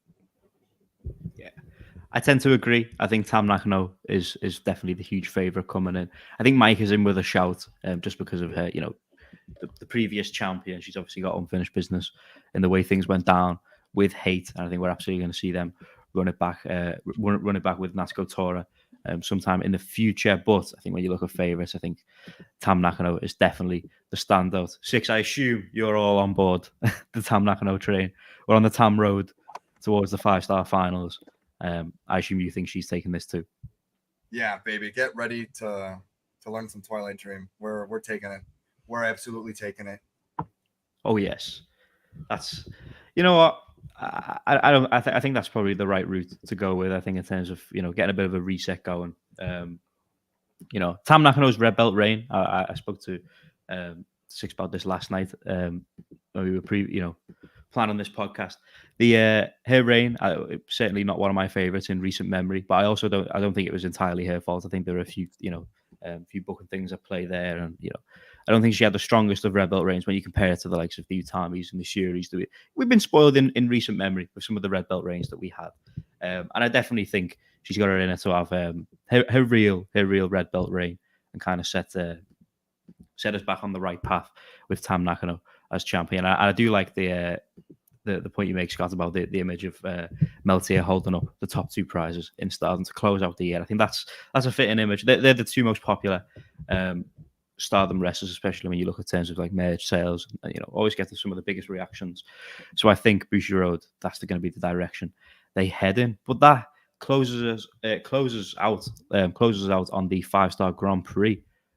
For now, anyway, we'll certainly be back with more coverage. Likely as the tournament wraps up, we'll be giving our thoughts, and obviously follow the Gold Star podcast on Twitter for some updates, and everyone here on screen too. To close out, any kind of overarching thoughts on Stardom in terms of where they're at as we kind of we move past the halfway point of 2024. How are you guys feeling about the general direction of things? Scott, I'll kick it off with you. The 5-star is very important, and I'm not saying it just because it's the biggest tournament of the year for the company. It's very important because this feels like they've officially reset what they want their future to look like, right? They've gotten rid of Queen's Quest. They've gotten rid of Oedo Tai. They've done everything to move forward, get rid of the past. This feels like their official launching point now. From the 5-star and on, this is completely new era, right? Mm-hmm. So it's very important that this 5-star Grand Prix succeeds and hits to the level that is necessary. They need great block play, which I'm sure they'll have. This roster is just too talented for that to be short, but they need to stick the landing of this tournament, whether it be Tam getting a big win, a great final. They need to stick the landing. They need to make people talk about them, because a lot of the talk regarding Stardom is talking about hate, and I don't think it's usually in a good way. I know some people like hate. I know some people don't, but listen, most of the conversation I think about is they got rid of Queen's Quest and they got rid of Oedo Tai, the 2 most famous factions in this company. That's all I can think about. And that's all I've been thinking about. But I'm excited. It's the best. It's been the best tournament of the year for the past couple of years now. They have some tough competition this year. Obviously, the G1's been good, which has been wonderful to say. And obviously, the DreamStar is coming around the corner. This tournament should be a home run. We'll see how the 4 blocks work out, but this is the official starting point for Stardom. This is where I feel like I can finally make my new opinion on what this regime is. I'm worried, but I'm also excited. And I think that's kind of what you want when it comes to a tournament. You want to be at least excited. But we'll see. There's a lot of moving parts. They got the right Wonder champion in Reign. We'll see how this Tora Reign goes and hates Reign at the top. But that's going to dictate the rest of the year. So if hate is dictating the rest of the year, I'm not loving it at all. But I keep an open mind because I do think that this is now the new start. For sure, absolutely. There's going to be a lot to kind of keep our eyes on throughout this tournament in terms of the general trend of the promotion as we move into kind of the latter stages of the year. 6-star, I'll ask the same question to you to kind of close out on Stardom. How are you feeling about the promotion as we head into 5-star season under the Taro Okada regime? I make it no secret that I'm really down on the promotion right now. Mm-hmm. I'm hoping this tournament turns it around for me. I'm obviously ecstatic that Natsupoi is the Wonder Champion. I'm very much happy and looking forward to Tam's more than potential victory of the 5-star GP this year. But I think that there are holes in the promotion that make it difficult for me to say that it's a promotion that I love right now. But I have no really original thoughts. I kind of just echo all of Scott's regards in that way. Yeah, for sure. I think the general direction in terms of hate, the jury's still out on how they're gonna use it, but they're clearly something they're pushing very, very hard. We've seen with Tora with the red belt. But I like that. I like the formation of Neo Genesis, something new, something exciting. I think all 5 of the faction members there, the rest of the all 3 of us here are big fans of. So it'll be interesting to see how they go with that. But there's issues with a few of the talents that we're super high on. We've touched on the likes of Hanan and Suzu and Shuri, who don't have the greatest of directions. But maybe coming away from this 5-star Grand Prix, that will all change. So we'll give it a little bit more time. But Taro Okada, you are certainly on fraud watch, and we will be back to discuss that. Before we move on to talk about the DreamStar Grand Prix, and that'll be a bit of a shorter segment. We only have the lineup to break down. I want to touch on 2 super chats we had a little bit earlier. First up, $5 from Anwar Starwin. Thank you very much for the super chat. Hatman playing kayfabe games with attendance numbers pops me. Congrats on the new show. Thank you very much, Anwar, for the super chat. But allegations, allegations, false allegations. I saw the pictures. I saw the numbers. I think this is the woke mob pushing more propaganda. Listen, the woke mind virus is infecting people. Okay, it is. It's lethal. It's deadly. Elon needs to crack down on this the spread of this. Whoa! Chill on that. Chill a little bit. Chill a little bit. Man's a transphobe. Anyway. Let's cook it. Let's take it. Let's not. Yeah, let's not. Let's not get ripped or taken off air on episode 1. But anyway, the idea remains the same. Not too much on the Hatman. He's doing his thing. We're getting there, but we're about to get into some Marigold talk right now. We also have another $5 super chat from Shaitan Spurs. Another super chat from Shaitan Spurs. Thank you very much. We need real heels like hate and House of Torture. Hey, I got full respect for Evil. I just want you to know that. I got full respect for Evil. Hey, Evil is shout out to the big man. Shout out to the big man Evil. Hey, Evil, are you evil? Yes. Remember, never forget that tweet. Greatest tweet of all time. People that watch the Wrestle Purist 10K subscriber special will know that I sold my Sai Kamatani stocks and replaced those with Evil stocks in a huge move, a huge investment. To grab the headlines of the evening for sure. Joe Hulbert left the stream. Jamie will not be able to retire until he's 80 years old. Hey, well, hear me out. Evil following my investment went 5-0 in the G1 to kick off his run. And you check the Wrestling Observer newsletter today. Mickey Evil Mouse wins. Khan, 4 stars. 4 stars. Mickey Mouse Come stars. on Those now. are Mickey Mouse 4 stars. stars. Listen, I have a lot of respect for Dave Meltzer. That's a legend of the game.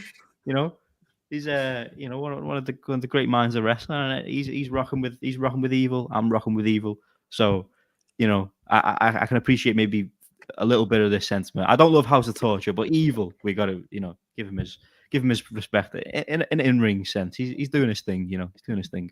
But we appreciate Shaitan Spares and Anwar for the super chats. Thank you very much. If anyone else got any questions, make sure to get those in as we move on. But as I say, moving on towards the Golden Gardens of Marigold and more importantly the DreamStar Grand Prix. We do not yet have the blocks in terms of who's with who, but we do have the full lineup, or at least the majority of the full lineup for the block. And I'll run through it right now. We have it's in alphabetical order here. I'm looking at it on Wikipedia because I'm a real professional. We have Bozilla, the big monster in the DreamStar Grand Prix. We have Chiaki, who we're going to talk about a little bit shortly. Shouts out Chiaki. Had a huge showing recently in that match with Julia. We'll touch on it a little bit later. We have Koki Amare, one half of the Twin Towers. We have Mai Sakurai, one half of the Marigold Twin Star champions. We have Miku Aono, the Marigold United national champion, the first white belt holder in Marigold. We have Mirai, the other half of the Twin Star champions. We have Misa Matsui, one of my favorites, standouts of Marigold so far in that Superfly division. We have Nanai Takahashi, bringing passion to the DreamStar Grand Prix. Someone who will seemingly be wrestling a little bit less moving forward, a bit of a lighter schedule, judging by a recent update. But she's in the GP, and that's good enough for me. She's going to be bringing it to each and every one of her opponents. We have Nagisa Nozaki, one of the regular freelancers, and also kind of a heel ally of Chiaki in the mix. We have the Marigold Superfly champion Natsumi Shozuki. Again, another huge addition to Marigold, and one of the most consistent performers in wrestling right now. She's she's on a great run of form. One of the biggest inclusions, and someone I'm very, very excited to say, is in the DreamStar Grand Prix. Another freelancer, but our Marigold World Champion, our Crimson Belt Champion, the real Red Belt Champion, many would say, Suri is in the DreamStar Grand Prix, which means that we're going to get a number of Suri matches across a very short amount of time. So if she wasn't already your Wrestler of the Year, she certainly is about to be. Before she jumped into Marigold, she was already in the mix. I had her up there on the women's side of things with Mayu Iwatani and a few others. Once she became more of a regular with Marigold, it was game over. It was game over. Suri is on an absolutely different planet to any wrestler in the world right now. She's in, but also in, and potentially a huge favorite, is Utami Hayashishita, making a comeback. She had, she missed a couple shows recently with enteritis, which is, pretty serious. I was kind of concerned for her inclusion in the DreamStar GP, but it looks like she's back, and I think she's going to be a huge favorite. And then we move into the qualifying matches, and we already have one of the entries confirmed. Chika Goto defeated Nao Ishikawa to confirm her spot in the DreamStar GP. Nao Ishikawa, I've been a big fan of her so far in Marigold, and I've really liked the story they're going with. But Chika Goto has been a huge standout. People looked at her tag team with Koki, and Koki had a lot of the eyes on her in the early days as someone who was obviously going to be a huge star. But I think it's hard to argue that Chika Goto has been the standout from an in-ring point of view. She's also got that charisma. She's a big star. She's a big star. So her being in this tournament is absolutely huge. The other two qualifying matches will take place imminently. We have Victoria Yuzuki taking on Myla Grace.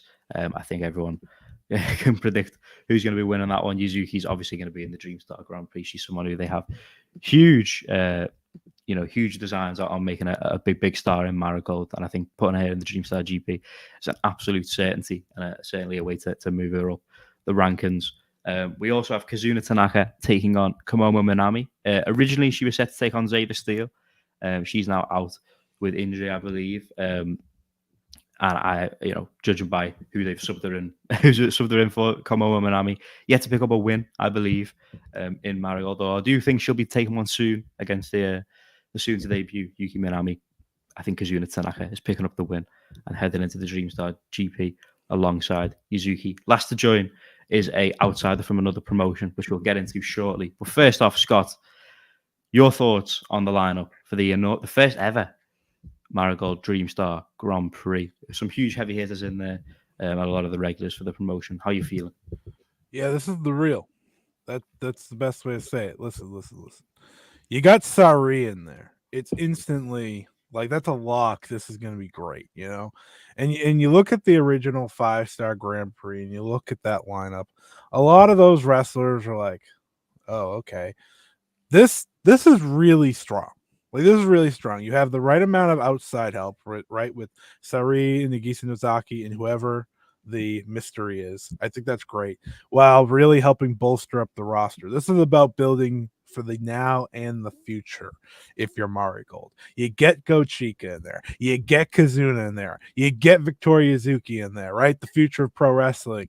I think I had Jamie on week 1 of my podcast when she debuted.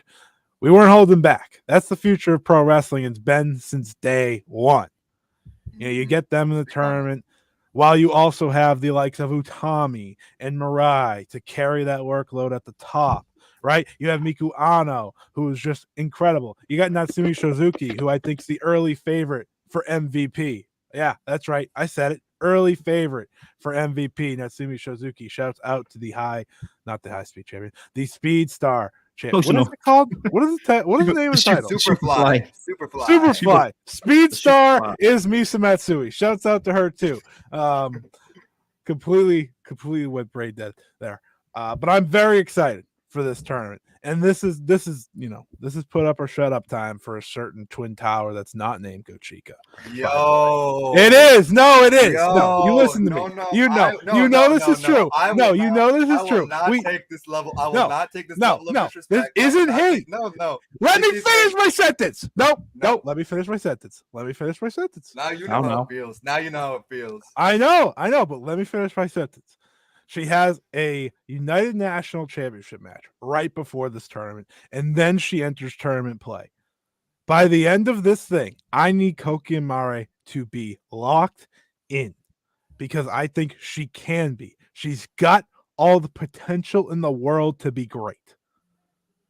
But listen, I don't see her reaching the Go Chica reign. Go Chica's hitting choke slams out here like it's nobody's business. She's choke slamming everybody that comes near her. I need Koki to lock in, and I think she's gonna lock in. That's the beauty of these tournaments. You put her against the Utamis, the Mirais, the Saris. She's gonna learn something. And then, of course, you got Nanai in there. Passion shuts out. I'm excited. I don't know how you're not excited for another top tier Joshi tournament. If you appreciate Joshi, if you love Joshi, this is the chance to watch a lot of great wrestlers and some wrestlers learn their way there, right? You got the strong top with Mirai, Utami, Natsumi Shizuki, Miku, and Misa Matsui. I think and obviously Sari. That's going to carry, and I think it's going to do a lot of good for the lower talent, which I'm very excited about. Absolutely, it's a very, very strong lineup. Before I throw it over to 6-star, we have another super chat that I want to pull up whilst we're on the topic of the lineup of the DreamStar GP. We have Andrew send out a $1.99 super chat. Thank you very much, Andrew. Gold star has arrived. Jamie, respect Mirai. Well, Andrew, if you've watched my recent appearances on the 5-star Joshi show with Scott, you'll know that I've held my hands up about Mirai. I was never the biggest fan on Dumb Guy Live. This is well documented. I don't think any of us were, and out of me, Parker. And some of us never gave up. Some of us always believed. I made sure 6-star didn't sell those stocks. It's true. It's true. Save me a bunch of money. Went to a new promotion. We got a bit of a new, got new motivation and stuff like that. She's looking at a real star in Marigold. So I'm giving Mariah flowers. I think she's gonna have a big tournament, and she's certainly gonna be, one of the top champions in Marigold before long. And I'm also very locked into her being the inaugural Twin Star champion, because I like her team with Mai Sakurai a lot. I think they're going to do good work.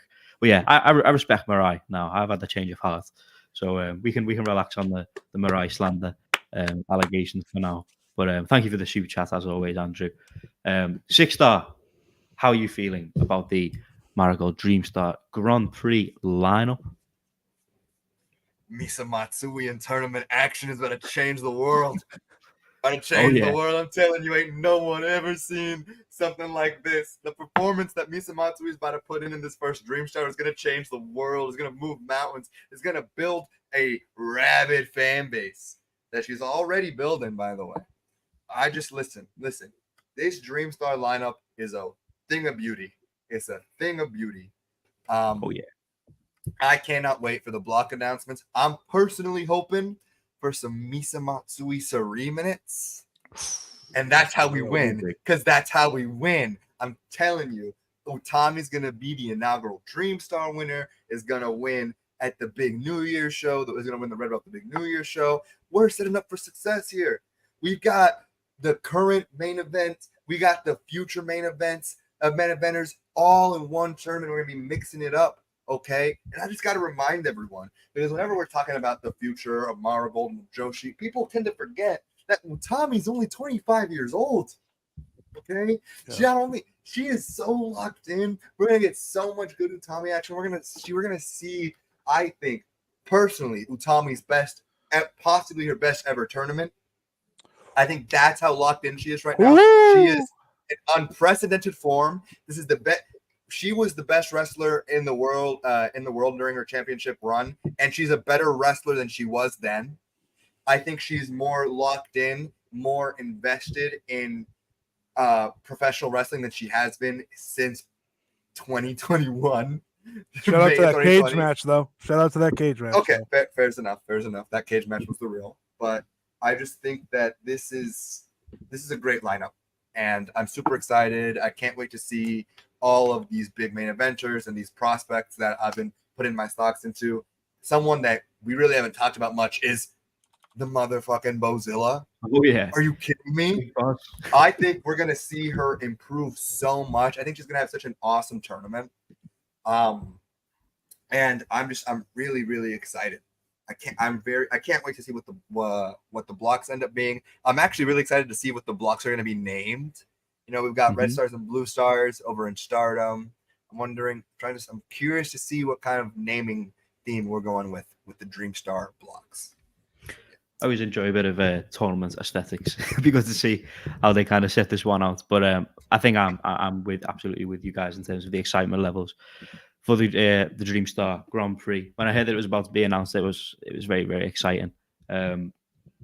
You know, the prospect of them running this early. I assumed it was going to be something that they did, you know, eventually. I wasn't sure if they'd go in straight with it in terms of the first year of the promotion running, but I'm absolutely not against it by any means. I think they already have a great lineup in terms of the talent they've got in the mix this year. You know, we talked about some of the names already. Utami, I think, is I assume that the consensus favorite for this tournament, and I think a match for that red belt against Suri is something that could main event, you know, any show and deliver.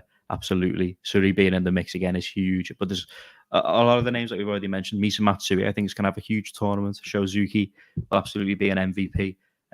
Koki's got a lot to prove coming in. And Chikagoto being in the mix is really exciting. Presumably Yuzuki and Tanaka being in the mix is huge for their development. They obviously, you know, Marigold have a lot of stock in them in terms of how big they're going to be for their future.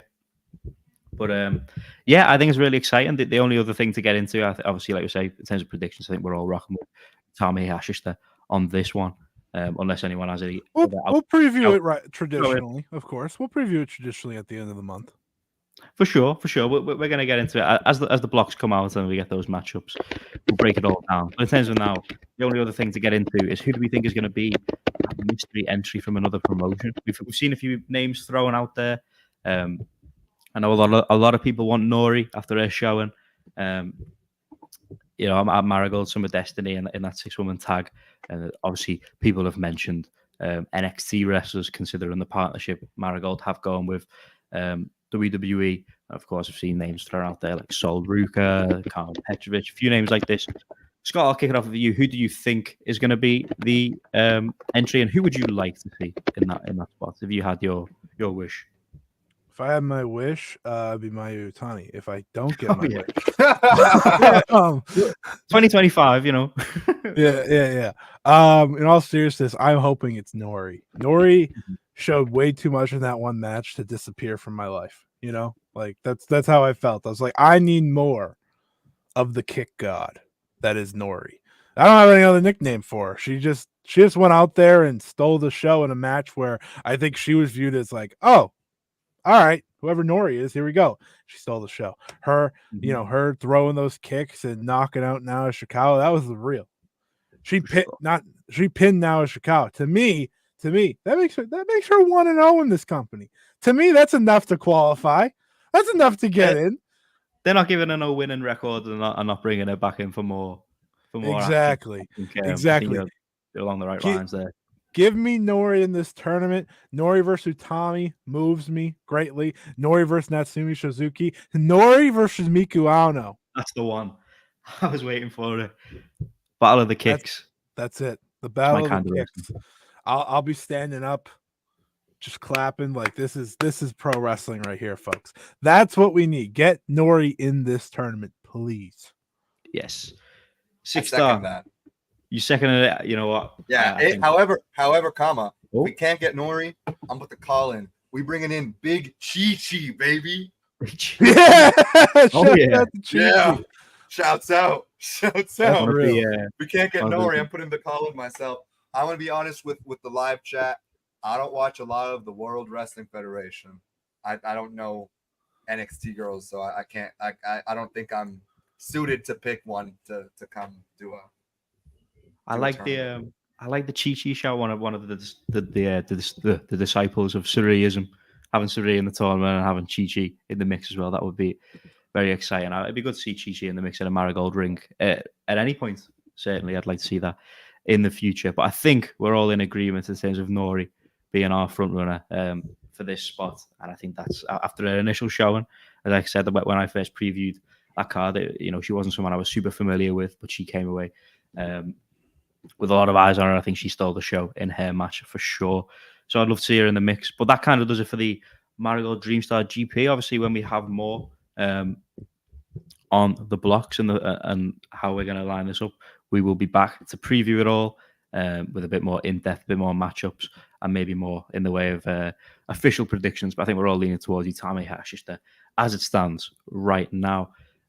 Finally, we'll touch on the New Japan G1 Climax. So we'll just kind of sweep by overarching thoughts in terms of the standings right now and maybe any particular matches or wrestlers that have grabbed our attention so far. I think kicking off for me, it's obviously got to be Konosuke Takeshita. When you look at when the lineups were announced, and obviously we were back to the 2-block format, which we already touched on a little bit, and we were all very excited about them head back to that. Konosuke Takeshita's inclusion was very exciting. I think he's one of the best wrestlers in the world. I also think he's proved to be one of the absolute most freak athletes in wrestling right now. I don't think anyone matches him for it. There are a few people that are close, but he's in a completely different league. And seeing how he's been presented in some of the matchups he's put out, AW cannot miss when he's back in the States with what they do with Konosuke Takeshita. He needs to be an immediate main event level player. And if he isn't, then, people got to have certain conversations about certain Tony Khan. But yeah, Konosuke Takeshita has been my MVP so far. But there's a few other guys in the mix. Yuya Uemura had a really great start to the tournament. In typical Gedo fashion, he's tailed off. It would have been nice to see them go with him a little bit deeper in. But I understand. Hiroki Goto, of course, also having another great G1, as he always does. So I think it was Trav before said that the G in G1 stands for Jamie Ross, and that is true. But if it doesn't, then it might be Goto. Might be. So it's only a maybe though. But potentially. Many people have been saying it. I'm yet to confirm. But he's having a great run, and it'd be good to see him potentially advance into the finals. I would never be against it. Scott, I'll start with you. Who else is kind of grabbing your attention in terms of the G1? Any particular matches that you've really enjoyed? Yeah, well, you named all the people I liked, so thanks. Match wise, I look at Goto versus Takeshita.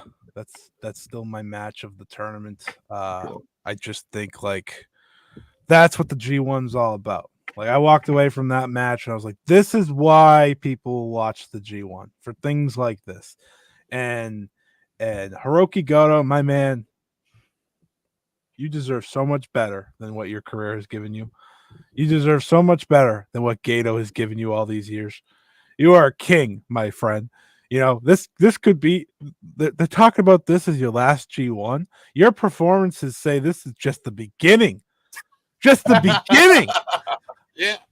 He's not too old yet. I don't want to like this guy. Listen, I know New Japan doesn't like older guys. They like to kick them all out of the G1. Hiroki Goto not only should be in the G1 next year, he should win the G1 this year. Oh yeah. I think we're gonna. Well, the G and G1 stands for Goto. If it doesn't stand for Jamie Ross. Also true. I'm not letting Gato get off with this. He is give him the whole thing. I'm not even kidding. Give him the whole thing. And then with Takeshita, it's a real shame that this man beat Kenny Omega last year 1-on-1 and then proceeded to do nothing for the next year until getting back to the G1. Crimes were committed. That being said, he's raised that stock to the point where I think you see New Japan's fans saying like, "Hey, you want to just be our new ace, please? Help, right?" Because Shota Umino ain't that guy. Yuya Uemura might be. He's kind of nice. But like Takeshita, you would solve the majority of New Japan's problems if you were in that company. But he's in AEW, like Jamie said. Tony Khan, we're watching you, buddy. We gotta get that. We gotta get that yen up. Yeah, the yen's going up. The yen's going up. It's going up. Some guy like we used to do yen updates, and every week it was down. And a little peek behind the curtain here. This is the reason the Dumb Guy Life came to an end. The yen was down, and we just couldn't do it. I'm just saying. The yen started going up when Natsupoi won the white belt. This is true. That's true. But I like you brought up Shota Umino. I think we gotta reshape the new. Pour one out for him. The three musketeers, in my opinion, right now, are Yota Tsuji, Yuya Uemura, and that young up and comer Hiroki Goto. They're my three. Damn right. My three musketeers right now. They're leading New Japan into the new year. I also got to give a shout to Oleg Bolton, who's I really like him. I think when we look at next year, he's going to be a guy that I think is going to be in the mix as one of the top contenders. 6-star, who you liking so far out of the G1? There's maybe some of the names we've already mentioned, but any others that we haven't brought I'm gonna up? keep it a $150 with everyone. I haven't been super locked into the G1 this year. Understandable. But I gotta say, I have probably no original thoughts on this point. I echo what my co-hosts have said. Takeshita, far and away, oh my God, standout. Absolutely the MVP of the tournament. Has been having great performances. It's so refreshing to see Konosuke Takeshita be treated as a main event player, to be treated with what I believe the care and attention, and most importantly, vigor that he deserves in a promotion. Mm-hmm. I think there's almost nothing better in the world than Takeshita in a main event position, and I'm really hoping that after this G1 he gets treated with this kind of respect and attention in AEW. Hiroki Goto versus Takeshita was my personal favorite match that I've seen. Sad to say, I'm selling my sold out Ren Narita stocks, and we purchased some Yuya Uemura. I held on for a long time. And we're purchasing some Yuya Uemura. He took him a year to wash off all that TNA stink, the Joya stink. But we're back and better than ever, and he's in great form. Looking like I'm holding on to my Shota stocks. I still believe in the shooter. I still believe in the shooter, the roughneck Shota Umino. I'm holding on for just a bit longer. I hope Zack Sabre Jr. wins. Love Zach. Don't know if he will. Don't think he will because he's not. It might be coming home. I'm not too sure. He's the first to qualify out the blocks, but I also think that might be a bad omen that he's not going to be the one that takes it all at the end of the day. Another shout I'll give Kwame is in the chat. Gabe Kidd. He's having a phenomenal tournament. He's looking like a guy. He's obviously a member of the Bullet Club right now, but I think he's showing a bit of babyface fire in this tournament that he could be New Japan's next big Gaijin star. And I think that you see in the reactions he's been getting and some of the matches he's had throughout this tournament. I got to give a shout out to him for sure. He's been showing out. Other than that, G1 Climax. Who do you guys have taking it at this stage? I think this bit. I think heading in, the names I saw mentioned, but the likes of Yota Tsuji, potentially Zack Sabre Jr. I know there's a lot of people's pick. As we stand right now, where do you guys have it in terms of who's taking this? Scott, I'll kick it off with you. The G in G1. I'm just kidding. It's not going to go. Stands for G Blast. Let's go. I was going to say that.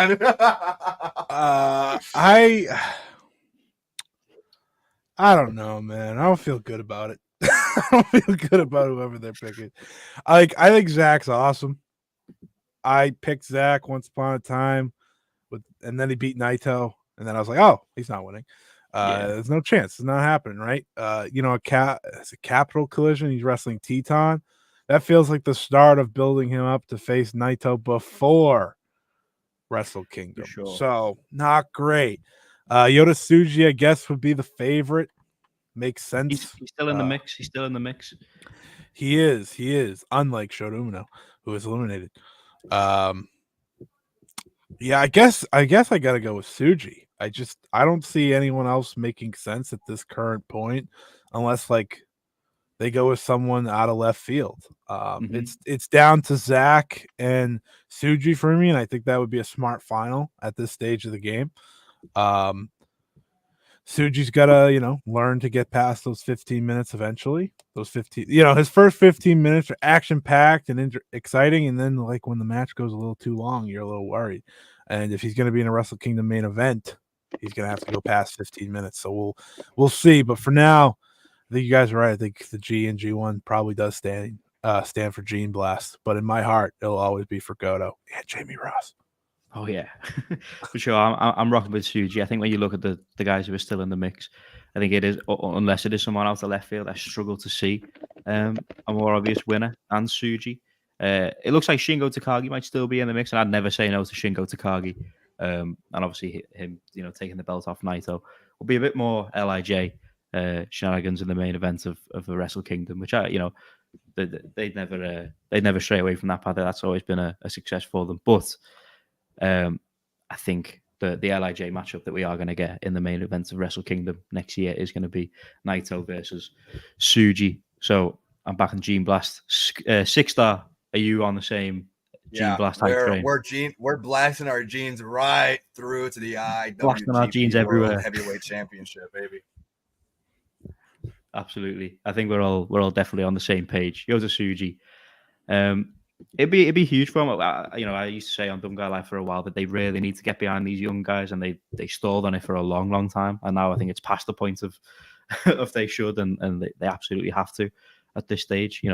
We mentioned the likes of maybe a Zach or a Shingo, and whilst those would be great, the benefits that you get of going with a guy like Tsuji at this stage cannot be understated. They've got to make new main event talents. They absolutely have to. And where they've fumbled with the likes of Shota Umino and the path they've sent Ren Narita down, I think Yuya Uemura and Tsuji are still two shining lights in New Japan right now, and I think they can't miss with those two, absolutely. So Tsuji is our pick to take the G1 at this stage. But we'll be back to bring you all the developments. We'll certainly be back as the G1 draws to a close when we have that final confirmed, and maybe straight after the final two to break down the aftermath of all that. But that, I think, does it for the G1 Climax right now. As I say, we'll be back for more as it develops. And unless anyone has any other topics of conversation to bring up, I believe it is time for the final segment of today's show. This is a segment that I fear I may get some allegations of copying a certain other intellectual property when we throw this up on the screen and how it's going to work. But this is the debut of the Gold Star Grapplers of the week. And how this is going to work is we're all just going to pick a wrestler that has popped us throughout the week and then maybe a collective one at the end. And I know what you're thinking, Jamie, that sounds like Beast of the Week. That sounds like what you guys used to do over on Dumb Guy Live. And to that, I say, you're absolutely fucking right. It was a good format. I liked it a lot. We got a lot of minutes. We used to, the end of that show, even if it was a quiet week, we'd drag out Beast of the Week. We even had a Hall of Fame at one point. I might copy that if we get to a certain stage. But, I'm not letting go of that format. That was good. I didn't come up with it, but I'm stealing it. So Beast of the Week is rechristened the Gold Star Grapplers of the week. And we have the graphic. Let me flash it up one more time for anyone in case you missed it. The Gold Star Grapplers of the week, made by... Isn't that just a thing of beauty? Can you flash that up on the screen one more time? One more time for the people. Can we get everyone in the chat to just talk about how beautiful this graphic is? Shout out to our very own, the spectacular 6-star for whipping up that graphic. And whilst I'm on the topic of graphics, you'll see our logo and lovely background. I want to shout out to Dragon Master Adam, who made those for us. So thank you for the lovely branding. We appreciate it. Anyway, the first ever Gold Star Grapplers of the week. We've got some big decisions to make. We haven't planned out an order. I'm going to do it on the fly right now. The first person who's going to present their Gold Star Grappler of the week is 6-star. Let's hear it. I've been training for this moment. I've been thinking, I've been preparing, I've been pondering, because this is a big moment. This is history here, everybody. In the chat, this is history. This is what I'm doing right now is the first ever Gold Star Grappler of the week. Not only is this my first pick, this is the first one that's ever been done of this format. So we got to go big. We got to go strong. We got to do something that's memorable, something that really embodies what the Gold Star Grappler should be about.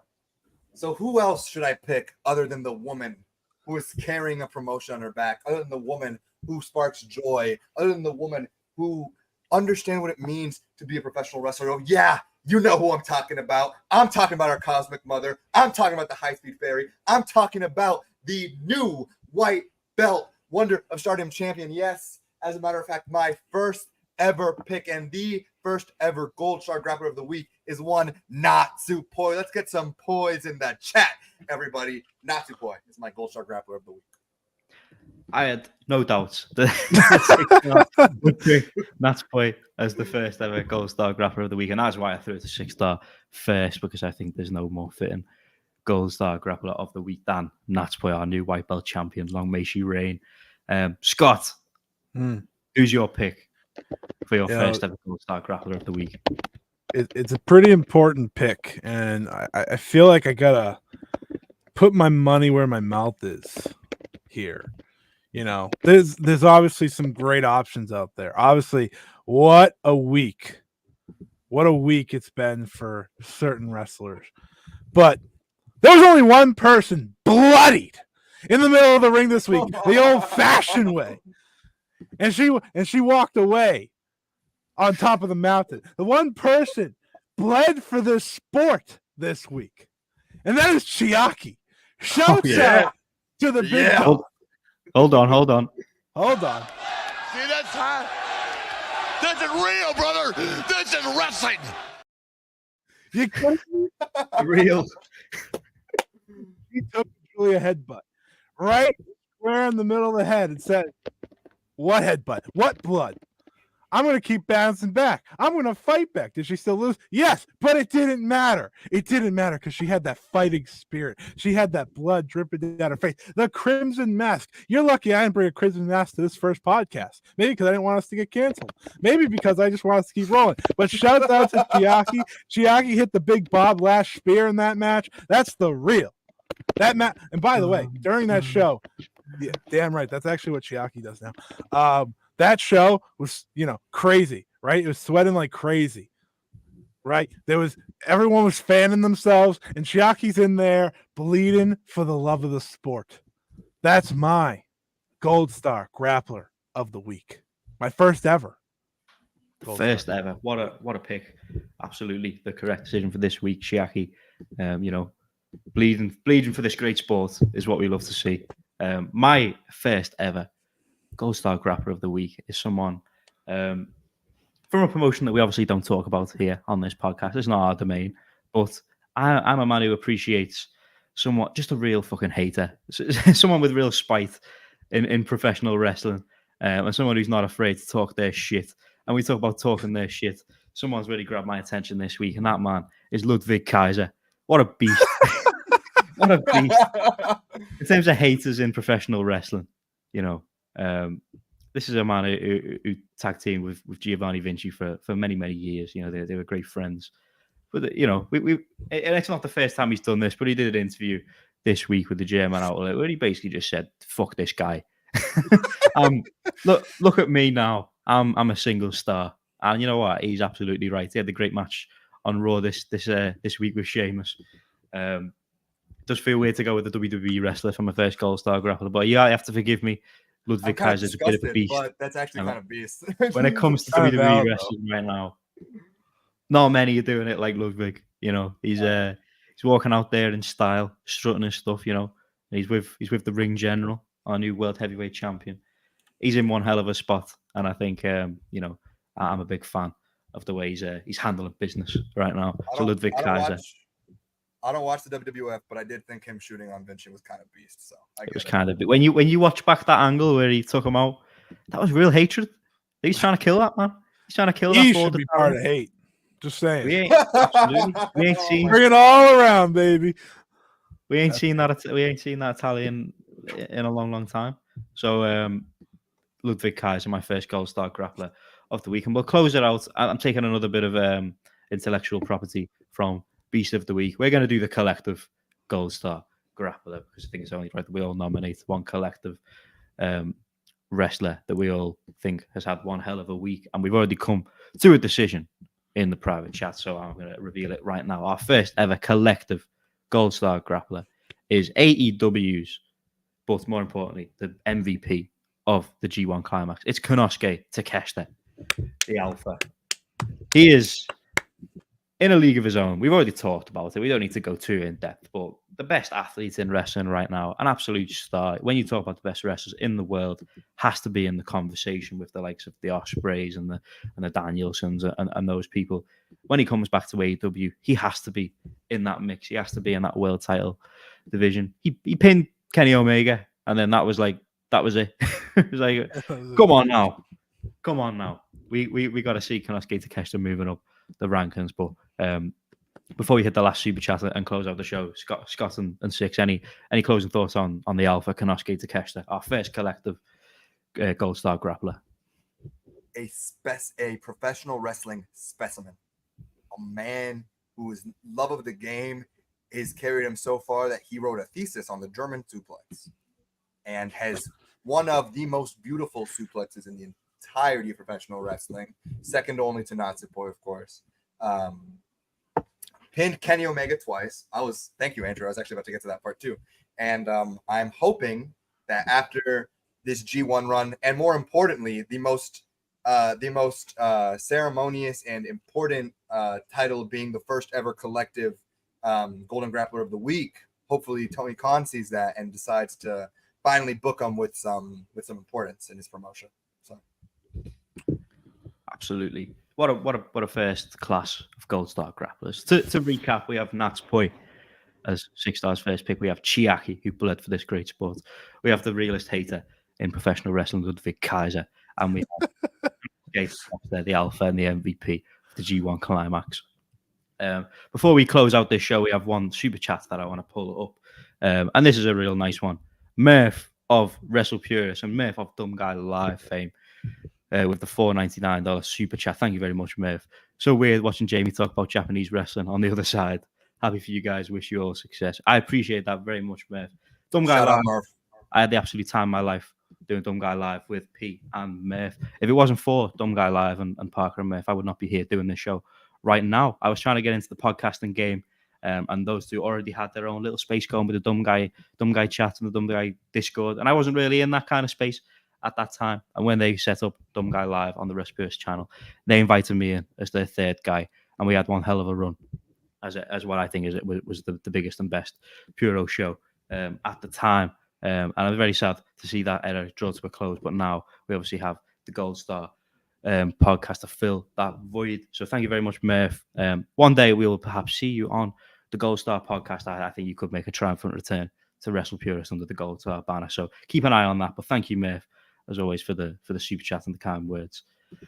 That does it for the first episode of the Gold Star podcast. I've had one hell of a time hosting the show with my co-host Scott and 6STAR. I'm looking forward to bringing you more of these episodes. We've had a great time recapping. To recap the podcast, we touched on the 5-star Grand Prix set to kick off tomorrow. We touched on the Marigold DreamStar GP lineup, and we gave our overarching thoughts on the G1 Climax as it stands. We will be back for updates on the 5-star Grand Prix, the Marigold DreamStar GP, when that gets underway, and of course the finals of the G1 Climax as we draw closer to that date. And keep an eye out for any other big dates in the world of Japanese professional wrestling. We'll be here to cover it. Scott, closing thoughts and anything to plug as we round out the first episode? Closing thoughts. It's been a party over 2 hours of a great time. I appreciate you having me here to do this. I look forward to the next episode and many, many, many, many more. Plugs. Been plugging this all week, so that I have to think of new plugs now. You can follow me on Twitter at Scotty Wrestling. I try to point, but I know I'll point the wrong way, so I'm not even going to try. It's right on the screen. If you don't follow me already, feel free to follow me now. I'm tweeting every single match in the 5-star Grand Prix. I am tweeting a preview for. I think I did 2 during this show. That's just dedication. It's dedication to the craft. It's dedication to the tournament. I'm also a lunatic. Every single 5-star Grand Prix show I will be reviewing on my YouTube channel. 1 video per show per day. I'm locked in. That's the same. It's at Scotty Wrestling. It's easy. You can go find it. You can search it. Should be a lot of fun. It's tournament season. We're so locked in. Let's get to it. Absolutely. If you guys want to see more of Scott, go and check him out there on the YouTube. Follow him on his social. 6-star. Same question for you. Any plugs as we close out the first episode of the Gold Star podcast? You can follow me right here on twitter.com at 6starpoi. Also, make sure to follow our Gold Star Podcast Twitter account at Gold Star Podcast on Twitter.